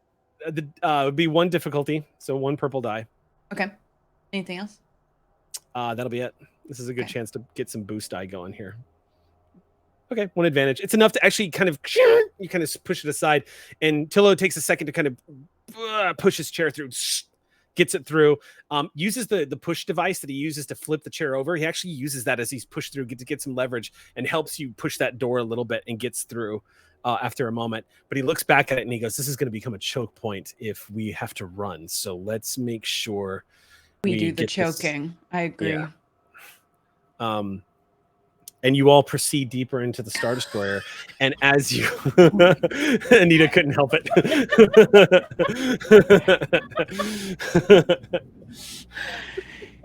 Phrasing, Wookiee, my God. All right. I meant it. With consent. Yeah. We still have a chance to say Han. Ember Squad, as you move deeper into the Star Destroyer, that is where we are going to pause for our 10-minute break. When we get back, we're going to see what we can do about stopping the ISD Starstorm from being a threat to the rebellion and get out of this whole situation alive. See you in 10 minutes. Come back to Ember Squad. We're going to jump right back into where we left off with the entire squad is moving down very cautiously a corridor inside an Imperial Interdictor cruiser. This cruiser suffered heavy damage, and you're seeing signs of battle, but you're also seeing bodies everywhere. As it looked like this cruiser suffered something very similar to what you all experienced in the shuttle. Moving deeper down these corridors, there's a part of you, each and every one of you, expecting to be jumped out at any particular moment by Imperials. Y'all are doing what you do, checking your doors, checking your corners, making sure that no one's sneaking around. Every now and then you hear a groan from somebody on the ground who is quite unconscious and not getting up. But mostly you see Imperials that are either in states of unconsciousness or are dead. But every now and then, Narumno, you come across a face you recognize from the mess hall back on the Vagabond. Every now and then when you step through these corridors, you see another person that you had become acquainted with who left their life behind because they decided to fight for the rebellion, because they were fighting for something they believed in. Every now and then you'll move across another still form of somebody who was fighting for what they believed was the right thing to fight for, risking everything. It is an oddly eerie thing to be walking through a graveyard on an Imperial Star Destroyer. The only sounds you can each hear are the low murmuring sounds of a constantly running engine. The power sources around here are still active. But about the time you get to the lifts that'll take you across the ship, the power all around you begins to fluctuate. And for a split second, the corridor you're in is plunged into total darkness and then comes back up online. And then you hear a voice on the intercom. Oops. And as it sounds off and echoes all around you, you hear, all decks, this is the captain. This woman's voice echoes out. And you hear, report in. Give me a status report of all damage. All decks, repeat. Report into the bridge immediately.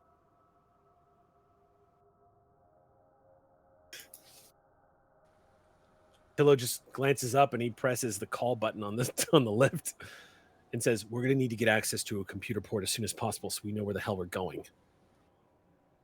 Who here knows how to use one of those things? And he points at the wall where you see this console. It looks like a basic console of information and data. Myth, do what you can with it. May I assist you, Myth? I'd love any help that I can get.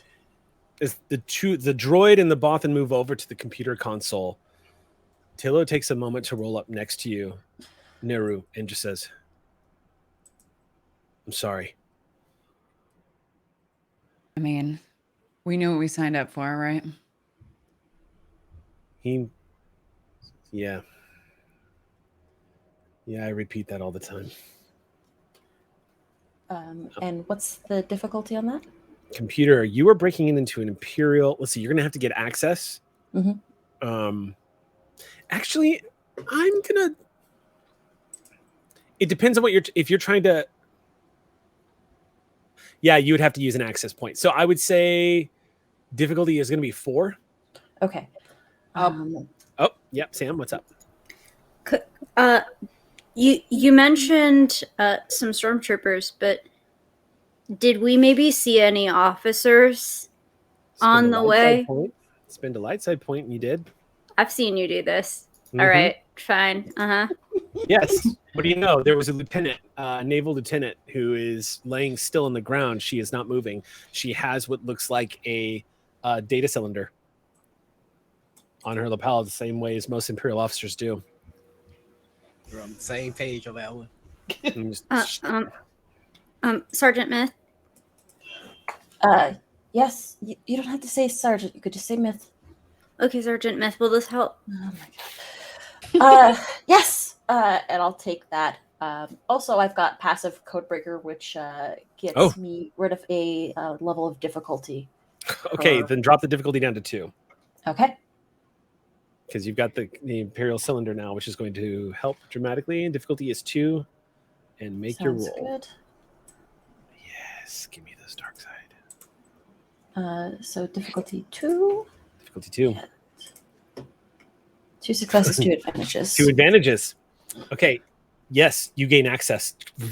You see a random Imperial's name as your identification is accepted, and it comes up, and you see the blueprints of the entire vessel. You can see which deck everything is on. You gain access, essentially. You and MT are observing what looks like the layout. You're also seeing what looks like damage reports coming in. And as you're looking at it, you're getting a story as to what happened here. I'd like to give with 2 advantages. I'd like to give a boost to Neru and a boost to Elias, just in case we need to start doing the pew pew. Okay. Elias, the 2 heaviest hitters in the party, have now got boost dice.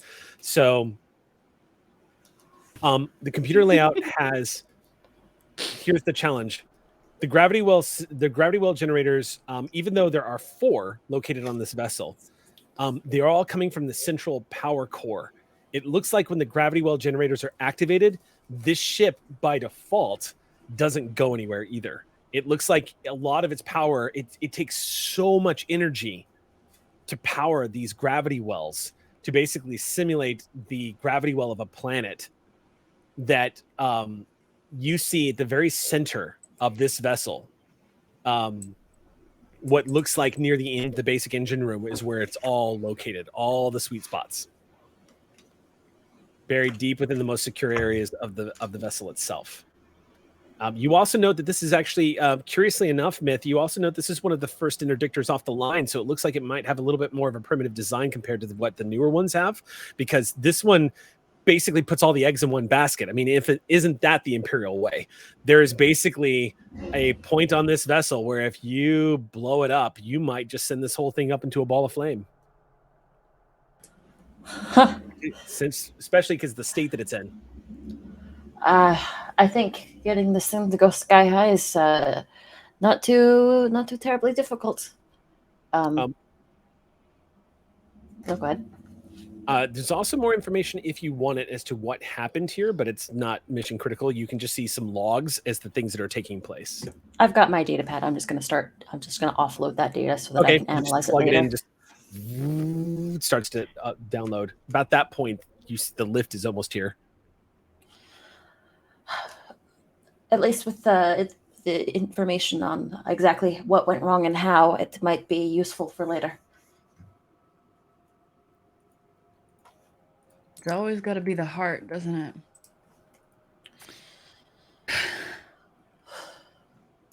Well, I brought explosives. Perfect. We could probably use them. I'm aware. Listen, I'm sorry. You've got stormtrooper parts, and I was a little out of it because I almost died. You can see the blaster hole.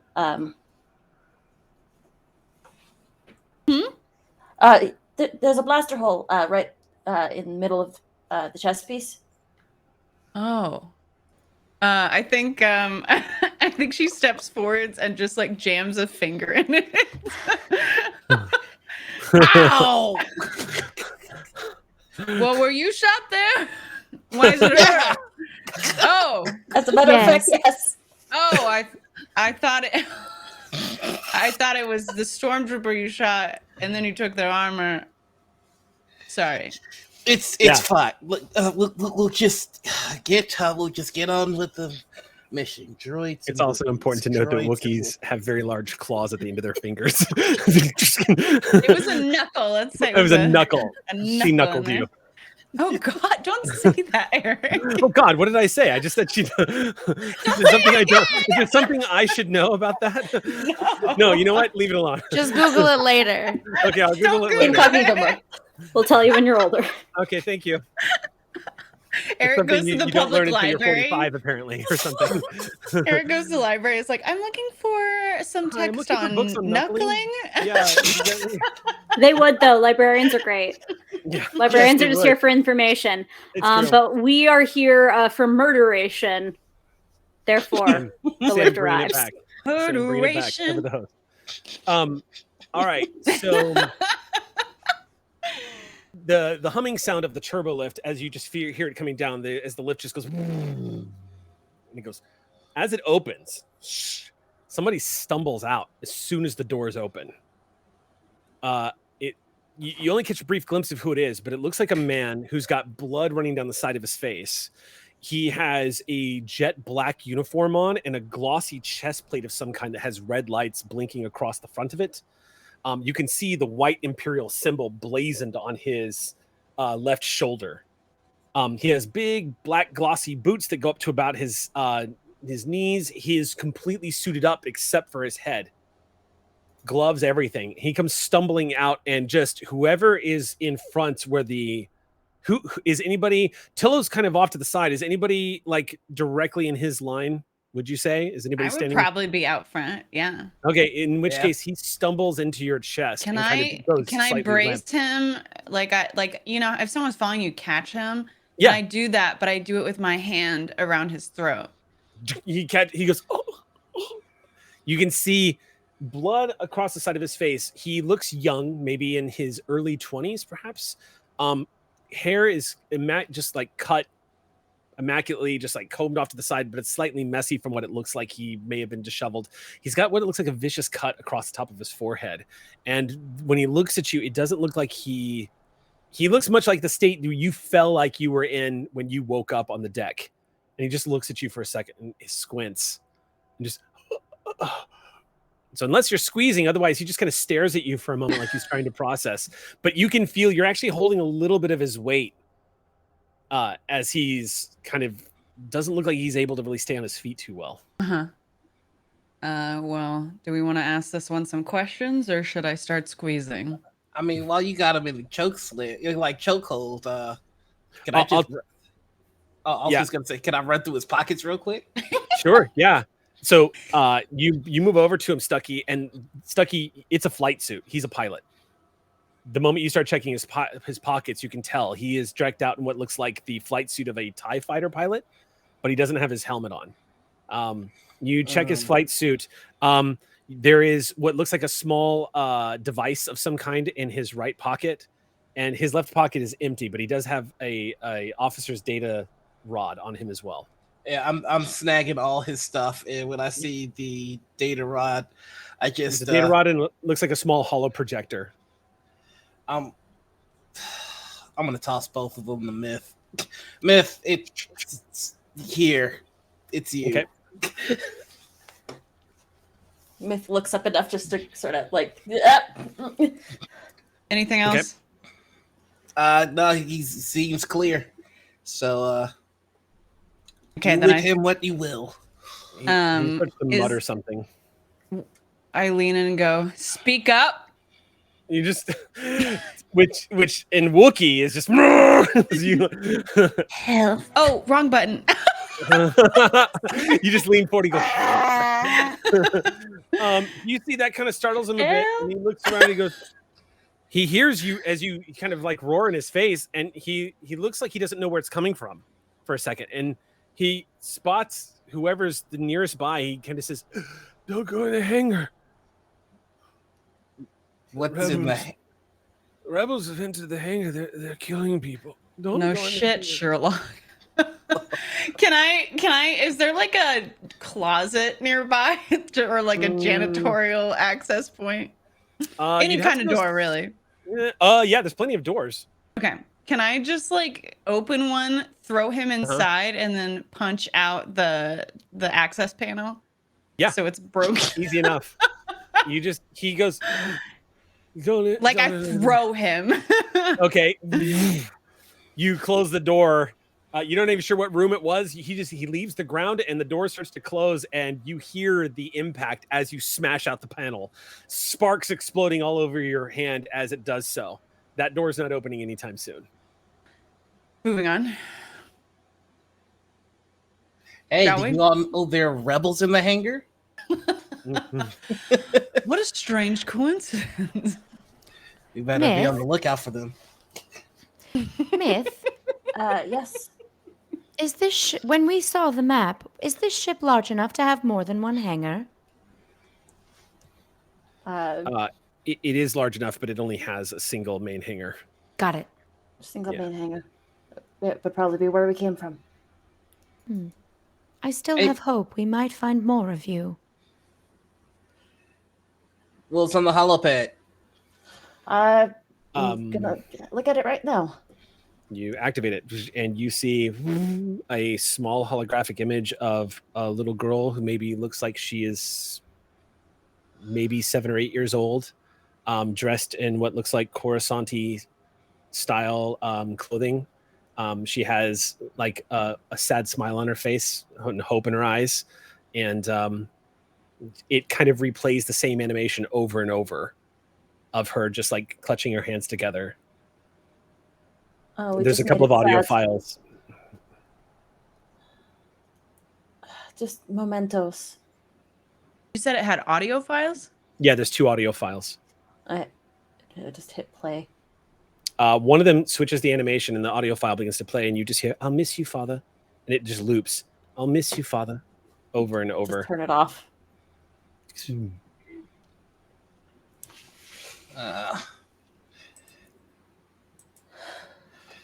The doors to the lift are still hanging open.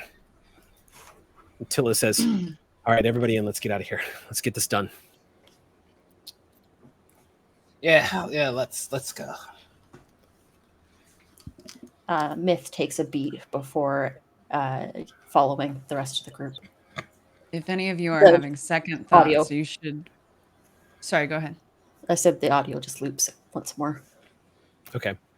I think Naru puts out a hand and just pushes down the data pad. And is like, that's enough of that. And if this is causing anyone to have second thoughts, you should probably go back to your ship now.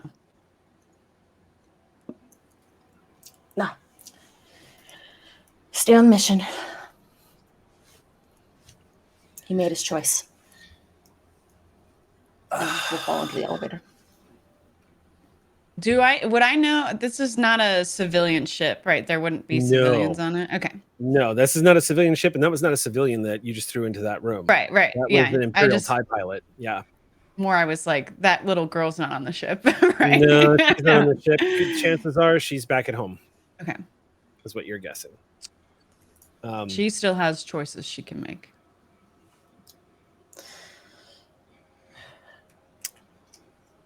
I have not changed my mind. I have 3 missions to complete in varying orders.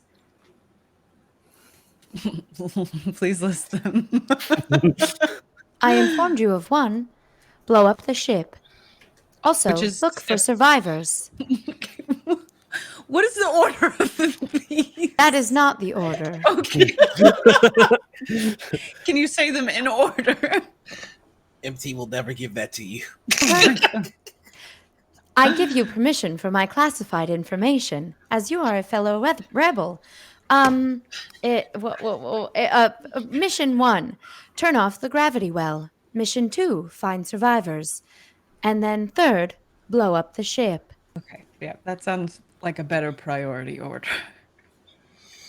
I agree. That is why is it Corporal? Corporal Tillo? No, he's bigger now. No, Sergeant. Sergeant Tillo. Sergeant Tillo. But Min is still more in charge than he is. By about 30 seconds. I don't understand. You just hear Tillo sigh. And then Tillo slowly glances over, and while everyone's having this conversation among the den, Tillo nudges you, Elias, and says, "You all right?" Well, wouldn't I be? He doesn't say anything after that. He just nods.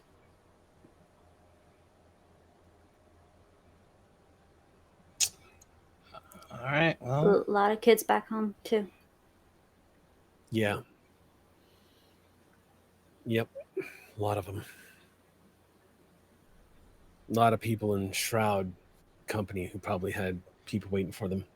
They did. I don't even think she turns around. It's just like a really dark bitterness. Not necessarily at you, but... Yeah, it's Wookiee rage that's sort of boiling underneath. You can just hear the low growl. or Neru shouts. No. Gone! Yeah.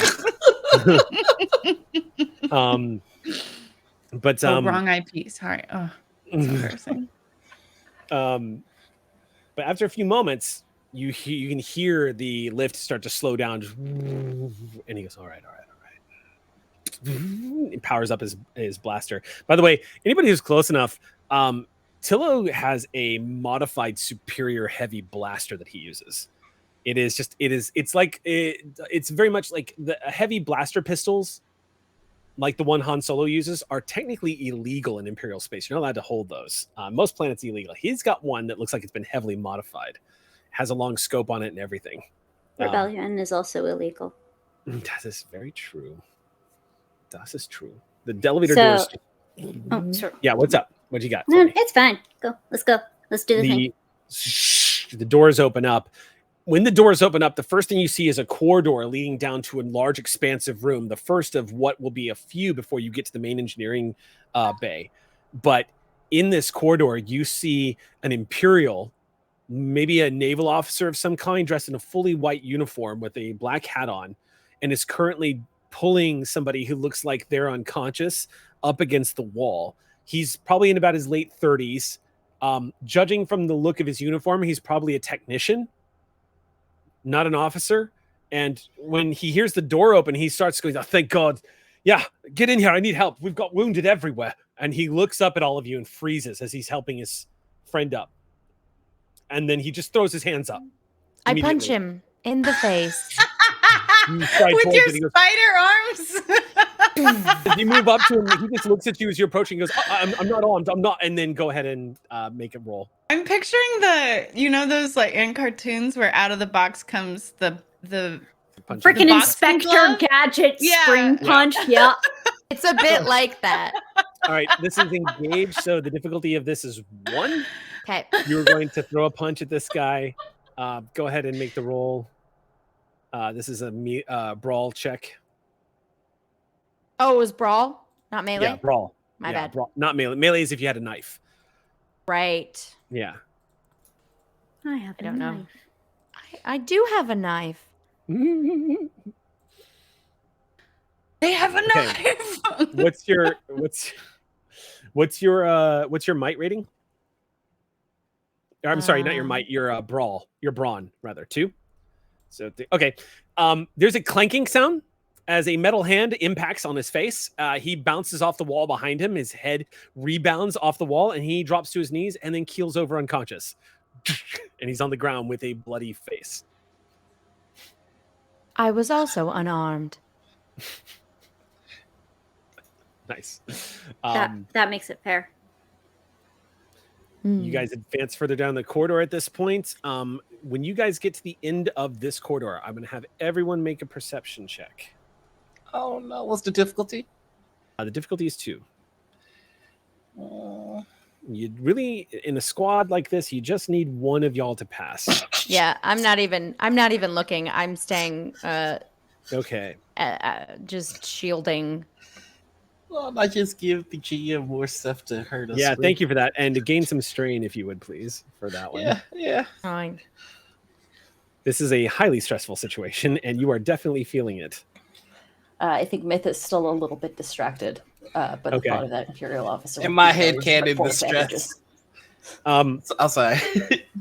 All right, y'all move into the room, and you can definitely hear this is not an empty place. If the rest of the Star Destroyer is currently filled with unconscious bodies and people who are dead, this room has activity because you can hear echoing from the cavernous space. When you enter, what you just find is the sort of signature darkened gray walls with the black glossy plates of the computer consoles everywhere surrounding you.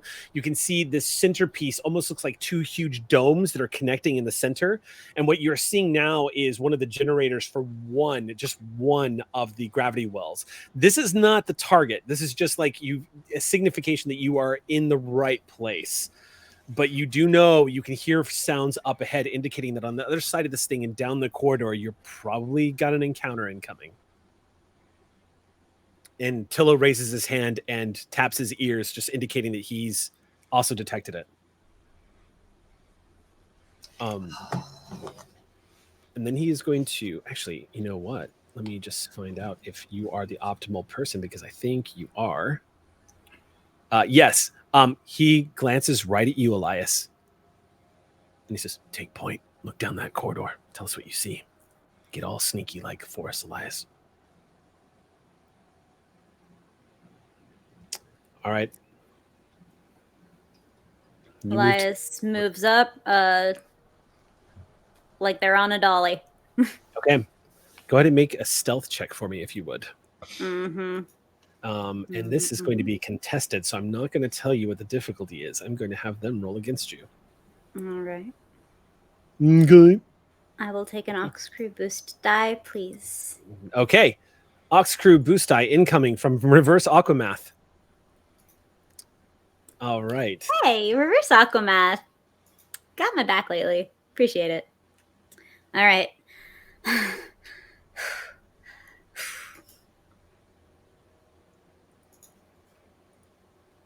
Let's see how that does. I feel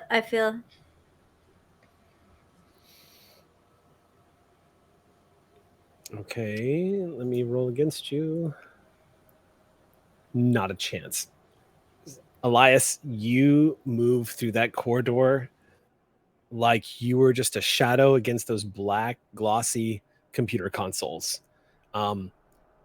With your rifle dipped low, remembering your training, you check your corner as you move up. You see the expansive opening of what looks like the engineering corridor, and there are dead rebels in here.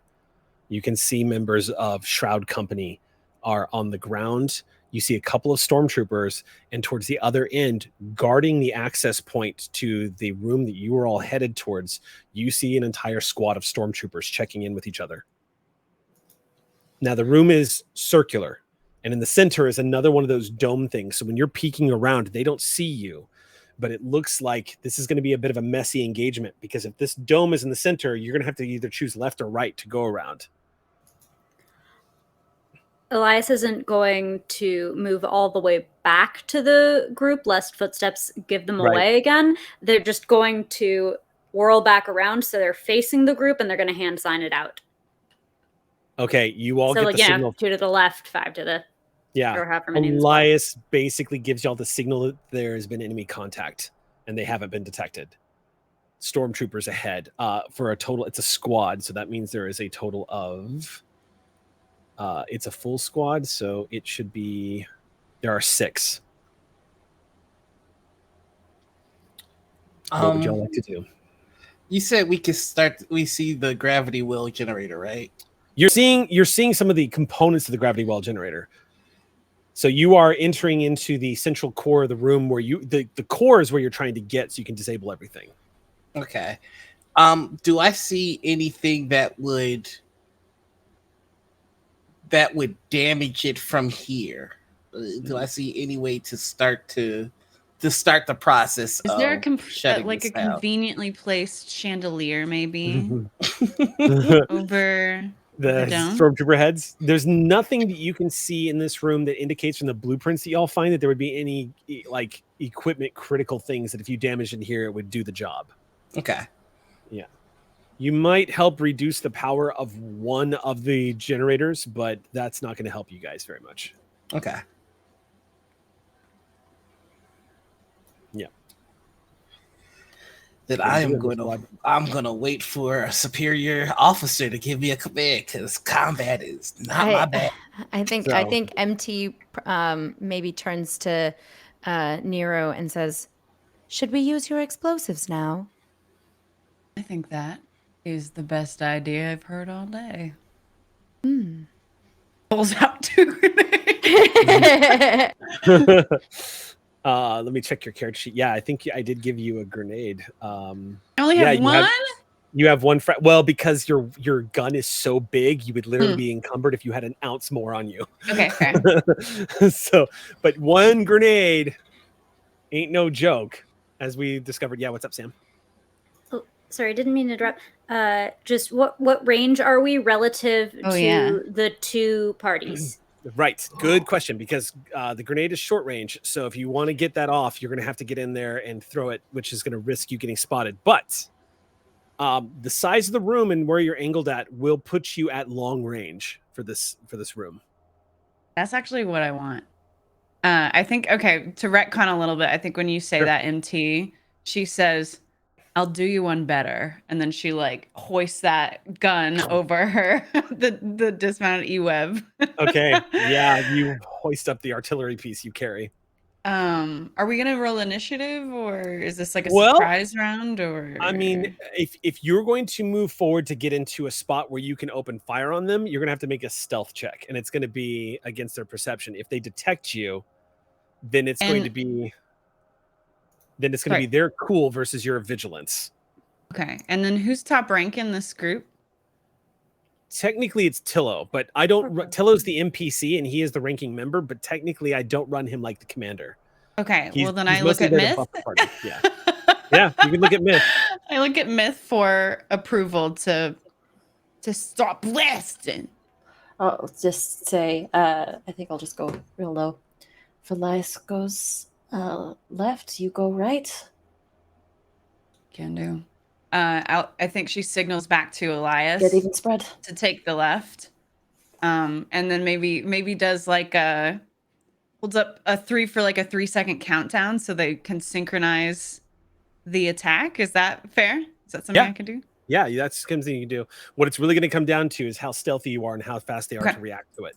Sounds good. Because Elias is in position. What's up, Elias? Oh, I was just going to ask, can Elias do a sneak attack since they don't already have to stealth, and then we can roll in? If you want to, yeah. If you want to get that off. What do you think? I have long range on the gun, so I don't need to get any closer. That was kind of, so we have the cadmium of surprise or whatever. Yeah, so I think if we both just chime in at the same time, then Do you have LOS from where you are? I don't know what LOS is. Oh, sorry, line of sight. Apologies. Oh. So that's what I was discussing. If she wants to get LOS, she has to make a stealth check to see if she can round that corner to spot, because that's where you've angled yourself right now, Elias. Right. That was Elias, you are technically really skirting the edges of being vulnerable here and easy to spot. But you spotted them first. If the Wookiee comes around the corner, she's gonna have to roll stealth as well, and there's a chance the troopers will notice her. But if I did get noticed, wouldn't I draw their attention and they'd be engaged with me instead of Elias? And then Elias would get an advantage? Yeah. So the way I would probably rule that is I would probably have everybody roll initiative as normal, but I might give Elias a boost die because their attention will be drawn off of them and to you instead. So initiative won't be affected because it'll be them reacting to the sound of a huge Wookiee, but Elias will still get a shot if everybody, the initiative roll goes well. So yeah. Either way, I am rewarded for having done a heckin' stealth. I think it's just, do we want to bet on you making the stealth check to come up here and join me? I think you should just take the W, and then I can. Like, I think maybe Nero can on your signal of blasting stuff, then I can jump in, or we can enter initiative then. Yeah, what you could do is you could go ahead and let Elias take the shot, and then when initiative happens on your action, you could just simply move and then open fire. Yeah, let's do that so that you can use your sneaky time. All right, you're gonna get a surprise attack here because they failed utterly, and you are a sniper. Remember how we were talking about assassinate rogues? Yes. And setting up, and how rare it is to set up the surprise crit? Yeah. Voila. So let me see. I did not even build them as a rogue. It's just a... All right. I guess I'm just a rogue one. I see what you did there. It's a Star Wars joke. Very good. Very good. Because I made the stealth check. All right, 1 second. I'm just looking up. I just want to make sure that I give you all the juicy. I appreciate all of the juice. Hydration is important. Also, Neru, I kind of just peeked your sheet, and holy butts and a half. I'm excited. Yeah. Okay, 1 second. I'm going to look at. That's a word for it. Oh, that's right. Because we've got. Hold up.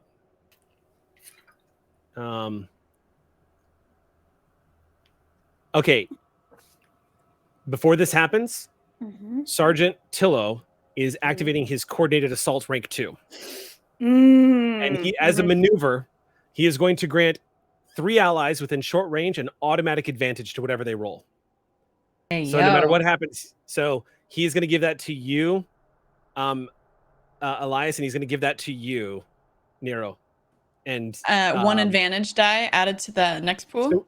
So whatever you roll on your next roll, it's going to act. It's going to pretend it's going to act as if you rolled a single advantage, no matter what. Which is vicious because you can use that to spend on triggering a critical hit. 2 more and 1 more, and I activate my thing. Yeah. So is this a talent that he's using? Yes, an NPC talent, because he's basically a Nemesis level NPC. So he's got some power on his side. So he's using coordinated assault, and yeah, you guys are going to get that. So the third person, who else wants to get into this fight?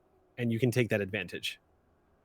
Assuming it lasts past Vanna's round. I mean, I'm decent at fighting. It's true. You've got some knife action going on. Yeah. Okay, so then you'll take the third one then. Great. All right. In which case, I just want to, Sam, out of curiosity, do you happen to remember, just off the top of your head, otherwise we can just wing this, but off the top of your head, do you happen to remember how surprise attacks work in this game? I've never made a surprise attack in this game in my life. I don't play. I try not to be the stereotype of my damn self and play rogues and absolutely literally everything. So I haven't done a whole lot of stuff. Everything is Zero Dawn with you. Like, it's not my fault that I have a cheesy play style I enjoy, where I get to hit them all of the time and they don't get to hit me because they can't see me. Da da da da. Yeah. It's not my fault. There, a culture for you. Pinkies up. I've given you a culture. Please respond. From the combat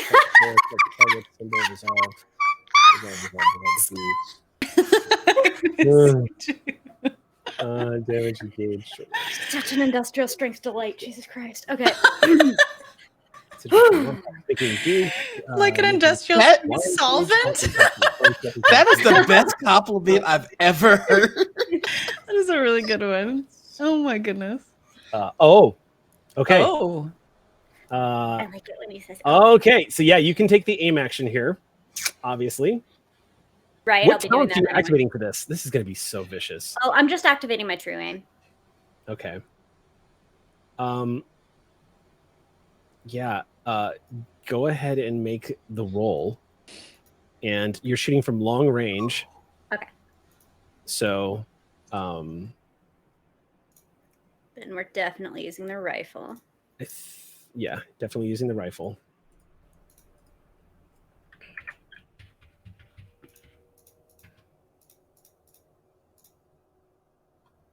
And then I don't think I had. Let me do a quick scroll back. See if I. Yeah, because I had 3 advantages on the stealth. Yeah, that's true. I might give myself a boost. Okay. Out of that. Add yourself a boost. I'm going to spend a dark side point here and increase. There it is. And I'm going to increase Coward. I'm going to increase the difficulty of one of those purple dice to a red. Spend them down on me. Absolutely.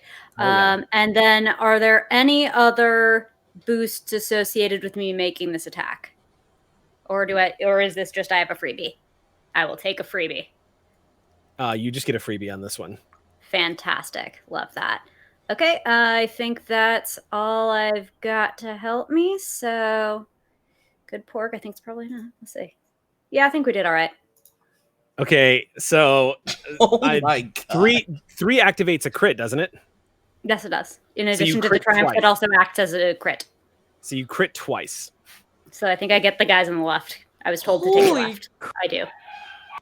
So you crit once with the triumph, and you crit a second time with the 3 advantages. Okay, So these are minions because they're stormtroopers, and I have to. Minions cannot absorb critical hits. They are considered. Minions are basically fodder for critical hits. 1 critical hit means instant death for a minion. So, let me just mark this down, and I will tell you what happens. You line up your shot, Elias.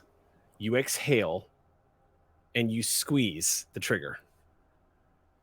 The blaster bolt that pops out of the other end of that, in the blink of an eye, that blazing ball of heat courses right through the chest plate of a stormtrooper and through the chest plate of the stormtrooper that he was talking to. It blazes a perfect burning hole through the 2 of them before splatting against the plasma, bursting against the hull behind them and leaving a scorch mark. They both just pitch towards each other, their heads colliding together as they both fall down into a heap. One of the stormtroopers goes, "What the?" And they turn, and now I'm going to have the initiative roll. Party, y'all get to roll cool. The stormtroopers are going to have to roll vigilance. How can we roll cool after something so cool? I don't know what to tell you. Just roll Elias cool. You got it. Elias literally crit 2 with a single shot. Bam! The advantage from Corporal Tillo is not included in that roll for obvious, just including a random advantage reason, but I pass it as a boost die real quick, don't roll initiative just yet. Let me start up the initiative order. And now go ahead and roll your cool checks. Ooh, the stormtroopers rolled really good on their initiative. Can we add the boost die I've collected? Can I add that to this roll? You sure can. Yeah. I'll yes. add one. Myth, your initiative is 3, 6, 7 dice. Ignore that. I accidentally clicked something twice, and I tried to get rid of it. Okay, I was like, what the hell? Let me just ignore me and let me try that again. Okay. Stealth. Myth is like, I'm so ready. I'm going to remove that PC slot and have you roll that again. Myth. Please do. Okay.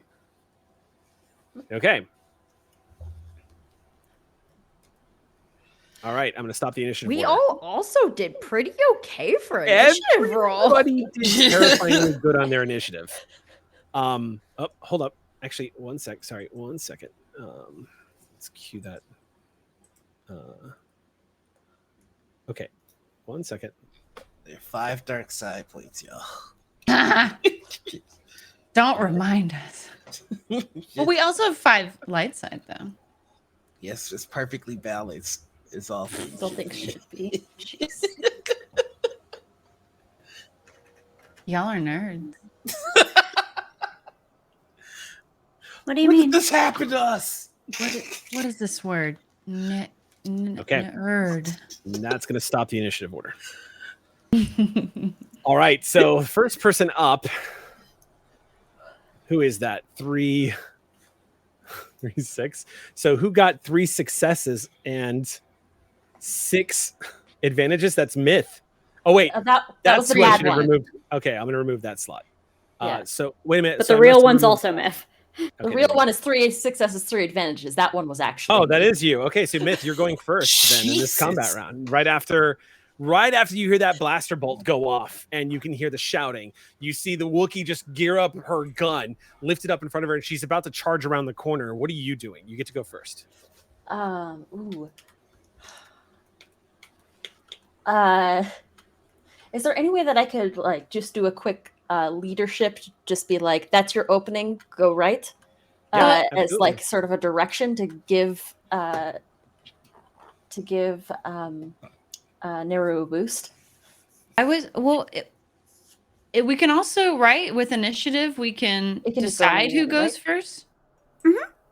Yeah, technically, if y'all want, you guys can decide which PCs are going to go before the NPCs. Yes, because you've got 2 Yeah. slots available to you. The 3 successes and 3 advantages, it technically belongs to Myth, but y'all can interchange that if the squad wants to. I would absolutely give that to Neru.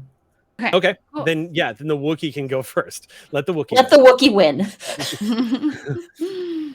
But I think narratively, we still make meaningful eye contact, and Yeah. and a terse head nod is exchanged. Okay. Great. Then, do I need to use my talent? Or is it to use a talent? Does that cost a maneuver? Let's see which talent. Let me look at the talent you're. Oh, I know what talent you're talking about. Let me pull up your talents here. Barrage. Barrage. Yeah, that's going to cost. So here's what you can do though. You can actually spend. So normally you get a maneuver and an action. You can decide to take 2 points of strain and take a move action to get yourself into position. And then you can use your second maneuver to use that talent. Brace. Okay. And I need to use You're talking about brace. I was talking about barrage, but Barrage is that is not required. That's a passive ability. okay, You nice. don't have to activate that, yeah. To remove from the next action. But you can brace the gun, basically, if you wanted to, but you don't really need to because there's nothing environmentally that's affecting you right now. Yeah. Except for that dome. That's true. Well, with my maneuver, can I get to top the dome? How big is this dome? The dome is, I would say, the dome at its peak is about 7 feet. Oh, so shorter than me. Yeah, and it's slick, and I'm it 100 looks feet tall. It takes up about it's about 7 feet tall, and it's about 20 feet wide. I'm just wondering if I look at it and I think it's possible to get out there and lock in my gun up top and just do like a sweep down. You could totally do Okay. it. However, it's going to be a roll to get up there because, like I said, it is not that is there's literally no handholds for this thing. So you're trying to run up this curved incline Parkour. space. Yeah. So Okay. you would risk, and if you fall, that's going to cost you your round. Okay. Yeah, I will not do it then. It's too smooth, much like myself. Right. So I'll just take the right as planned, and get into position, and then I'm picturing like I jerk the gun up and like 3 like a tripod drops out of the and it locks into place before I just start blasting. Okay. Roll not your ranged light, not your heavy. roll gunnery. So what you're going to do is click on that blaster symbol. So click on that, and then you're going to select, you're at long range, so click long, and then click which weapon you're using, and then click build pool. And then where do I put in gunnery? It'll do it for you. Okay, good. So you just click long, and then blast, and then your eWeb, and then click build pool, and then that's it. It'll give you the difficulty because of the long range, and then you just roll that. Add a boost. Oh wait, there is one thing. There's one more thing to tell you. It's cumbersome. Okay, so no, you're fine though. I have a talent to. Okay, so you have two options here. You don't have to worry about the cumbersome, but this gun has auto fire. So before you fire, you have to tell me: do you want to basically go full auto, or do you just want to pop off one shot? I want to spray and pray. Yeah. Okay, in which case you're going to add an additional purple die to the roll. Which is hard. Okay, then I'm going to add both my boost die and my advantage. Which one's advantage? You mean a That's going to roll in automatically. Like an auto success, except instead of auto success, it's auto advantage. Yeah. Oh, okay. Wait, so I don't need to click anything? You don't need to click anything. Okay, here I go. Jesus. What okay. a mess. Well, so you're not going to get the auto fire activation. I have an advantage in this that's not showing, right? Yeah, so basically, you're going to you can actually click the advantage symbol that you see under the dice, and you could have added that automatically to the dice pool, but it doesn't matter. You did 17 damage just now. Is that a lot? Yes. And it has piercing too, which means it ignores 2 points of their soak. This is an eWeb blaster. This is a thing that squads use this against vehicles. Squads use this against oncoming infantry units that are like swarming them. Let me just I'll give you an idea, Vanna. A standard stormtrooper has 5 hit points. So you guys watch, even though you didn't use the full auto, it doesn't matter, because basically what happens is you do 17 total. Oh, actually, I do more because of my talent. What's your talent? Barrage. Add +1 damage per rank of barrage to one hit of successful attack. So, and I've got 5 experience in that. So a +5 damage per. Well, it's +5 per damage rank. to one hit. It's add +1 damage per rank of barrage. You've only got 1 rank. Okay, so +1 damage per. So you do an additional. Attack. You do so instead of 17 damage, you did 18 damage. Okay. Minus their soak, which is going to be subtracted by 2 because it's piercing. So 17. So they took 14 points of damage. Vanna, you did a Dungeons and Dragons amount of damage in Star Wars FFG. What? That would have just straight up murdered me. Yeah. There's one left. You see Neru gets up there, lets out a cry, aims that eWeb blaster, and none of you have heard one of these things up close.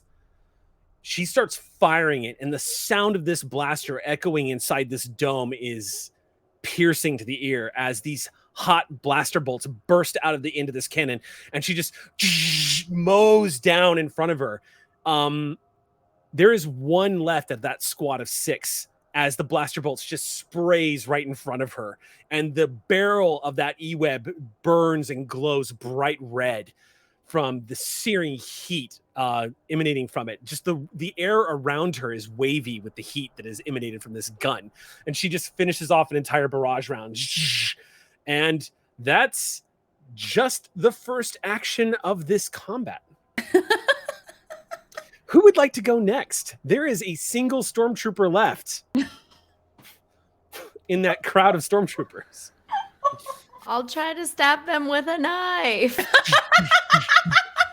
I In the love chaos, MC2. you'll have to burn 2 strain to get up there. No problem. Okay, so you're gonna run. You basically running around the corner with a vibro knife in your hand. You're gonna get into an engaged range. I'm gonna spend use 2 the strain. advantage that I got, which is adding a what? Oh, so go ahead. So what you're gonna do is when you're building your dice pool here. So It's over in the weapon area. I always so forget to do it over there. click your vibro knife and click engaged range because that's what you're moving to. Yep. And then click build pool. Yep. And then after you click build pool, click on that advantage symbol that you see up there. Do you see the advantage symbol above the green box next to the success and triumph symbols? It's beneath the blue die. Mm-hmm. Click that and then click roll dice. Got it. And it'll automatically give it to you. May I have a boost? You want a boost from Ox Crew? Yes, please. Because y'all aren't murdering enough. This one's from Wraith. Thanks, Wraith. Thanks Ox for Crew. murder. Go ahead and make your roll. See, that's why that's an interesting roll. 0 successes, 7 advantages. What does that look like? So basically what that's going to look like is you can, so here's what I'm going to rule. Okay. With 7 advantages. Because I didn't succeed, but I do it awesomely. Because normally what that means is you would set it up into a situation where this stormtrooper, I can imagine throwing himself back against the wall and gets positioned perfectly for everybody else to basically shoot him to death. But with 7 advantages, I'm going to rule that as a crit. That's 7 advantages. That's outrageous. That's going to be a crit. And I'm going to let you just describe ending the stormtrooper's storied career in the Imperial Navy. Okay, great. MT silently, but does not choose to walk with purpose and quietness as she normally does to not scare her coworkers. Just do, and for the first time, you hear how much of her servos are actually keeping her quiet as she stomps towards this stormtrooper and rattles the ground she walks on as she just extends the vibro knife and walks past him without looking at him. The nightmares. I'm just looking right at you this whole time Dina's describing this. And the nightmares. I'm just looking right at you there, Stucky. Spooky droid. Yeah, that is a dead stormtrooper. The vibro knife, which of course also has piercing because it is literally a blade that is vibrating on the molecular level. You slide it easily into the armor, and the stormtrooper barely makes a noise as the person underneath that armor drops dead. Clatters to the ground. And then I turn around again. Time. Oh, yeah. Because when you ran up there and gotten engaged, it gave you LOS on everybody else who also rolled initiative. Oh, great. As you get up there, MT, and you knife that, you see a squad of Imperial Navy troopers with what looks like an officer at the front, and they are all just starting to get into position to fight as well. They are standing right in front of the core, your target. But great. They don't go. It's not their action yet. They are going to actually, this is going to be, they don't, these guys are dead. These are the stormtroopers. So they're dead. They don't go yet, but that's what you see. And you can wrap up your turn now. Great. I say when she sees the rest of the people in her way, she is still mostly programmed with medical language. So she looks up and again, I'm ready for my next patient. As she looks directly at the whoever the captain or admiral is in front of her. Okay. All right. That's terrifying. Who would like to go next?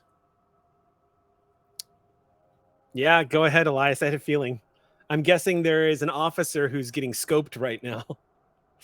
That's my guess, because I play with Sam enough to know. Sam functions like an FPS veteran. Okay, go ahead. Go ahead. Yeah. It's long range still. Mm-hmm. I'm going to give a single setback die because there is a large droid between you and your target. Mm-hmm. But that's it. Okay. Can I get another ox boost, please? You can, and I am going to spend a dark side point here. Okay. Let's see. I'll allow This one is from Darth Pillow. it. Boost die from Darth Pillow. Thank you, Darth Pillow. Also, just this roll will look slightly different than the last one because I forgot to include the benefits of my telescopic sight, Right. which reduced difficulty by 1. So I'm doing that cool. as I'm assuming that's a purple down, and then you upgrade so that I still have a red in the pool because I assume you're despair fishing. Yes. Cool. That is correct. Then I think that is. Do you hold on? Do you get Sergeant? Did you already spend your? Oh no! It's all combat checks until the beginning of next turn. You get another free advantage. Oh, yo, we take these. Yeah, you get another free advantage. So make sure to click that advantage symbol when you build your dice pool. I did. Thank you. All right. Okay. Oh my god. 6 successes, 1 advantage, and a triumph. In my defense, you asked me to build a fighter, Eric. Bloody hell. Okay. Hold on. As I observe my beautiful NPC. I only did 15, Naru. I'm not as cool. Your blaster is it? It's not piercing. Okay, so the soak is going to apply. The soak will apply. Yep. Let's see. Wait, how many did I? Okay, just the 1 advantage, so I don't know. You bullseye him. Yeah. That's 15 damage total. Minus his soak. Yeah. Nice. You drill him from long range. There's a spark of explosion as the chest plate that was guarding him ends his career. He leaves the ground, his feet kick up, and he flies just past the Imperial units that are behind him. And he is done. So, nice round. Sorry, MT, were you waiting for him? Of course not. Welcome to the operating room, nurse.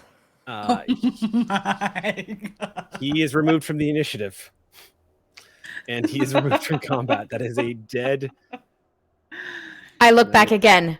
We are ready for our next patient. Oh my god. Oh, I wish I had a right there, but who would like to go next? I have a full staff of medical team ready to assist you. I mean, to be quite honest, I think Stucky might be too afraid to do anything. Yeah. I have now developed a fear of droids, so I'm starting to understand. Oh, what a beautiful compliment. Ember Squad is dismantling the Imperial resistance here in this corridor. There are still 6 Navy troopers, though, guarding the core. Yeah. They don't need me up there. They've got this. Can I see if there's like a vent or something, like a service door that leads to the next room? You're gonna full alien. Listen, it's either that or I'll take a step closer to empty the murder droid with the assassin nurse. No, thank you. Y'all are like, we did it. Wait, where's Stucky? Cut to Stucky just flying to hyperspace and leaving everyone on the No. All right. If you spend a light side point, we will make it so. Y'all all right with that? Do it. All right. I would like to sneak my way to the vent and to get while they're focused on the murder droid and the super sniper, I want to start dismantling this gravity well. Okay. You are going to... Okay, I'm going to say if you're trying... So you're basically trying to get through the bottlenecked area of the room and enter a secondary entrance into the main... Okay, so what I'm going to rule is what you find is there is a catwalk above you that you can kind of press yourself up onto and roll onto. So you'll get to the second level. And I'm going to rule that at the end of this round, you will get to the door that will take you into the room, and you can start the next room moving into the space, and you'll have the benefits of the high ground, as it were, but you'll also have full view of the core itself. Might I take 2 points of strain to push it a bit further? Yeah. So in which case, you're going to end this round on that catwalk. You're actually going to get a full view of what is seen. There are more. It looks like Shroud Company fought their way in here. And it looks like from the sight of the stormtroopers and Shroud Company members that are here, this is where they made their last stand. And they were overwhelmed. Okay. It looks like they made it to mission objective and were struck down. And then the drive happened, or that could have happened first. It's hard to see, but you can clearly see the core is here. It looks again like a much larger, significantly larger version of those 2 domes that are just barely touching and interconnected. You can see this ionic energy coursing between the 2 domes. This one is active and alive, and it's pulsating. You can just see this vibrant energy just flowing through it. Yeah. It is taking up if the other ones were like 60 feet wide, this one is closer to 200. Okay. Before I go, I would have like kind of tapped Myth on the shoulder and Tillo to let them know, hey, I'm not going anywhere near there, so I'm gonna go up. Okay. That's my turn. All right, cool. And I think, all right, so seeing Elias take out 2 of them, seeing Neru take out a whole bunch more, and then MT and Elias taking out the squad commander and like and everything, I think Myth is going to just yell at the remaining stormtroopers. Okay. Reinforcements have arrived, and you're far outnumbered. There's more of us around the corner. Throw down your weapons. I'd like to try and deceive them. That is actually... Or leadership? It might be a leadership role. One sec. Underlings... I will not argue against you giving me more dice. If the character... Hold on one sec. If I just shimmied my pilot butt all the way up here on the catwalk, just for them to give up. On the catwalk? On the catwalk. Go ahead and make a deception check. And this is going to be versus their discipline. Okay. So it's just a contested roll. There's no difficulty. It's just a contested roll. Okay. Might I have a boost die from Ox Crew? Yes, you may. Please. Ox Crew, which, I mean, who is it going to be from this time? Breeks. Oh, Breeks, thank you so much. Breeks gives you a boost die. Literally Breeks bombing right now.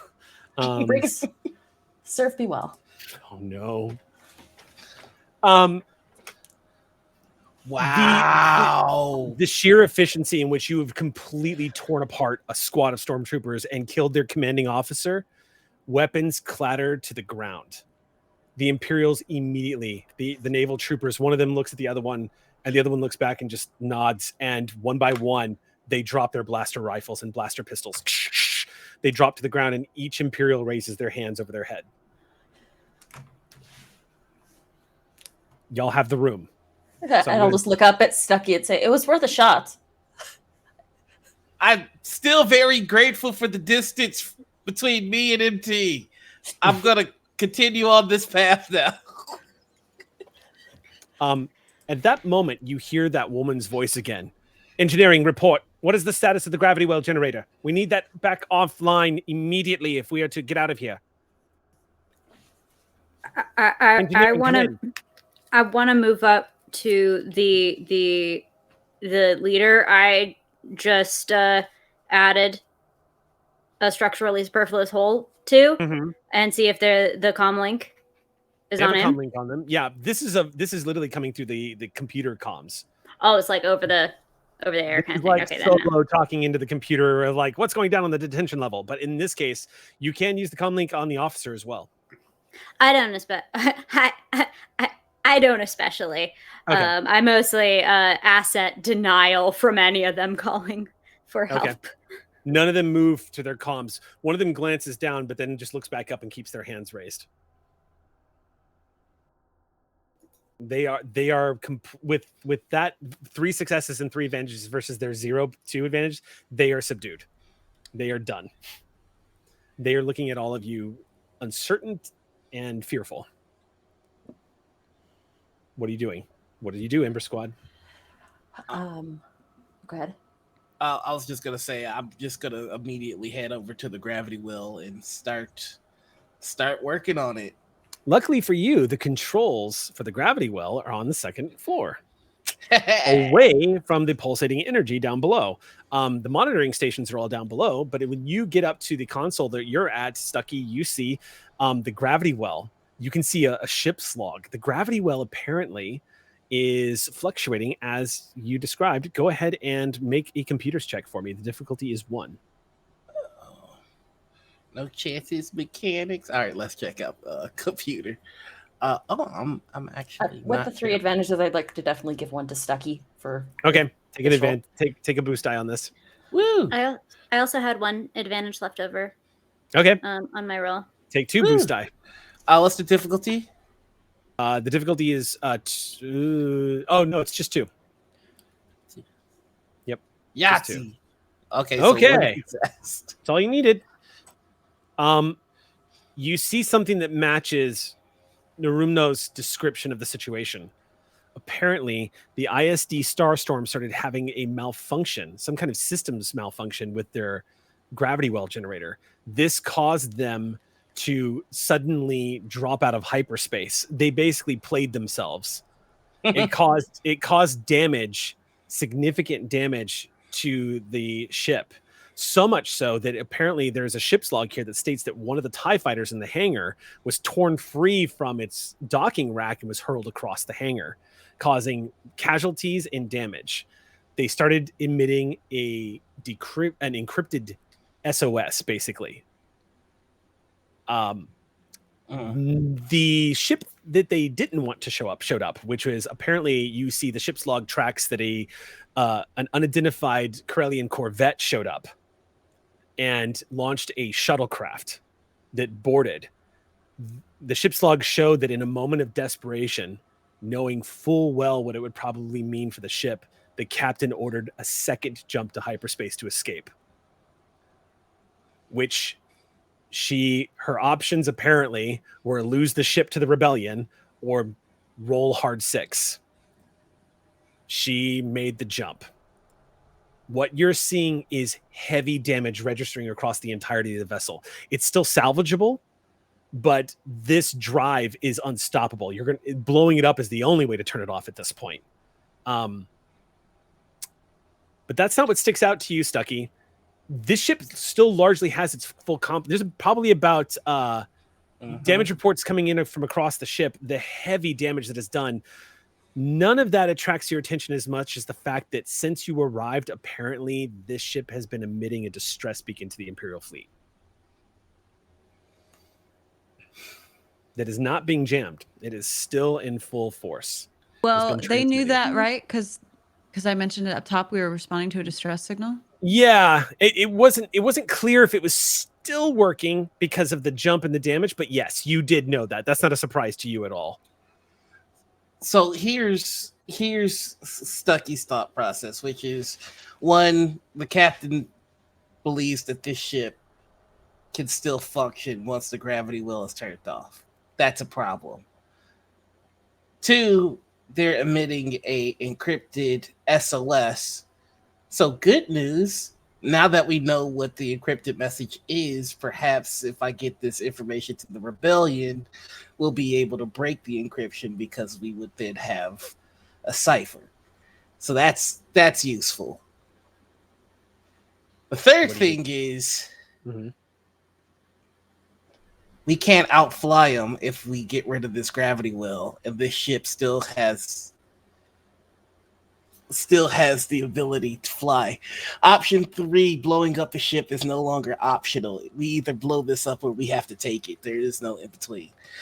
So, I am not going to turn off the gravity wheel just yet. I'm going back down to the rest of the Ember squad. It's easy enough to get down there. Combat's pretty much over. I'm curious, though, as y'all get down there and standing over like the fallen bodies of the Imperials, Narumo, you see the Imperial squad of Navy officers. This is the squad that held their ground against your company. When they see you enter into the room with that big gun, they look visibly terrified as the Wookiee steps into the room with this big cannon. What would you all like to do? Did you have something, Vanna? Oh, I was just gonna ask if Noir was saying that all that stuff in character or above game. That's essentially what he's telling you when he comes down. It's just like we've got these three options, which is that we if we turn off the gravity wheel, that gives them what they want. I can't outfly us. I can't outfly this vessel. We would be screwed. We have to either blow it up or we have to take it. There is no other option. Can I do two things? Sure. The first thing, they're frozen at the side of me, right? And they're still like lined up because they're about to. Can I walk up to them and then just change my grip on my gun and use it like a gigantic baseball bat and just slam them bodily into the wall in an attempt to knock them all unconscious? Just take them out of the ball game? Yeah, I don't want to waste bullets on them. So you want to basically take. So there's 6 of them, and there are 2 standing in the front. One of them's kind of adjacent, but a little stepped back, and then there are 3 more behind them. So you could clock 2 of them if you want. If you rolled well enough, you could clock 2 of them. No, you could at least clock 1 of them, because right now they're not even resisting. Yeah, I guess I don't want them to hear our conversation, so I don't know. Well, here, if I may, Naru, I'm gonna go to the bodies of the stormtroopers, and I'm assuming that they have some form of restraints on them. These are no, they do not have restraints on them. They typically do. It was a good ask, but if you want to spend a light side point, you've got too many on your side. I think. How do we feel, gang, about this light side plate? Yeah, go ahead. All right, I would like. Did we flip for my attacks? By the way, I know I got upgraded on both of mine. Did those turn back to light? I wasn't watching. Turn back to light. Right. Remember, you had me upgrade my shots a couple times. I didn't flip those points back. Oh, I flipped them. Okay, cool. Just double checking because I wasn't looking. Thank you. Yeah. Mm-hmm. So with these restraints, I'm going to try and restrain each of our captives now. Okay, that's easy enough. You go one by one. They don't resist. When you walk over to them, they put their hands in front of them. Okay, everybody on your knees. Is there a room we can shove them in? Well, I will find one. I want to go find like a utility closet. I was just going to do this. Closet. I was going to like that? One of them pipes up and goes, "There's a maintenance bay closet just over there," and points to one of the doors that is actually half open. You can actually look inside. Okay, great. Can you tell from Yeah. Is there communication things in there, and do they have any communications on them? We should probably sweep the room first. With the one that speaks up and says, "We all have communications devices on us. There's nothing in that room for communication." Okay. Mark. Strip them of their things. Okay, one by one. He just lets. Yeah, nobody resists. And I will grab the one that seems to be willing to talk and say, "Did you or anyone over comms say that they captured any rebels alive?" I haven't heard anyone report that any rebels were captured alive. I haven't heard reports at all. Once the second jump completed, I lost contact with everybody on every deck. The only one that seems to be able to talk to us is the captain. Understood. Bye-bye. And I just Yeah, like shove them all into the He goes closet. shoved back. All right, one by one, you guys kind of just start shoving him in the closet. Unless we're getting a batter issue, I don't want to like step on what you're doing, Havana. But one by one, they're going to get shoved in there. Unless I just wanted to make sure they were out of the way and we could have a conversation without them. Okay, you jam them into the closet, closing it up. Indeed, the inside of the maintenance closet looks like there's just some random equipment in here. There are no comms units, devices in here at all. It looks like repair equipment. All the mops fall over.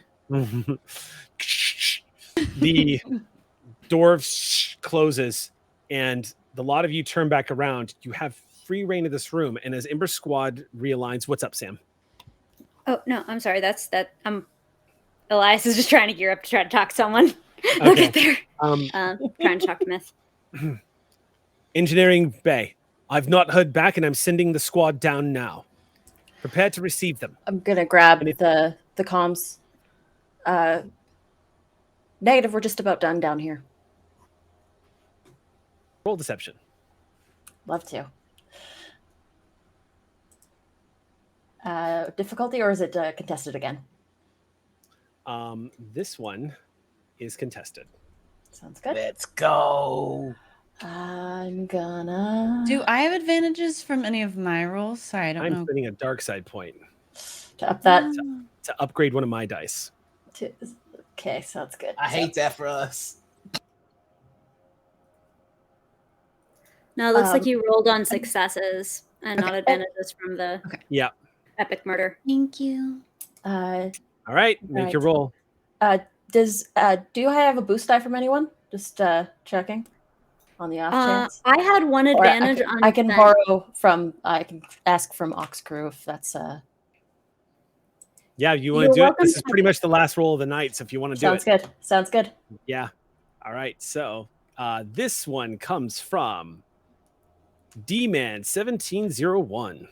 D-Man 1701. This it all comes down to you. Ox Crew. All right.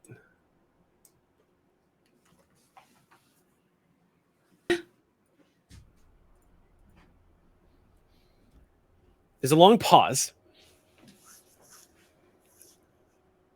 And after a moment, you hear a woman say, Roger that. What is the status of the core? Is there like a computer readout that I can check the status? Yeah, the core is currently in a state of fluctuation. It hasn't been repaired. Core is still fluctuating. We haven't been able to lock it down just yet. Understood. Give me an ETA. When can I expect repairs up? We are vulnerable right now. Give us 30 minutes. I'll just... 30 minutes. In 30 minutes, if that core is not active, I shall have you brought to me personally. Captain out. Actually, she says Captain Neil out. And Neil? Niel. Niel. Did you get that one, Sam? As you turn and look back at the rest of the squad, you realize no matter what happens, there is a timer set on whatever it is y'all are about to do. A limited window. You have a VIP that you need to get to headquarters. You have a ship to blow up. You have to escape. And that is going to have to be where we pause for tonight.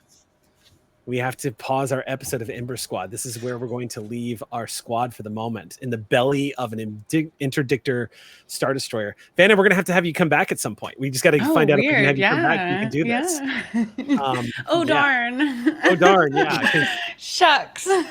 Damn, you just vaporized a squeak between you and Sam. Like, I was like, okay. Because I was, after I looked at everyone's stats, I was like, I need at least 2 squads.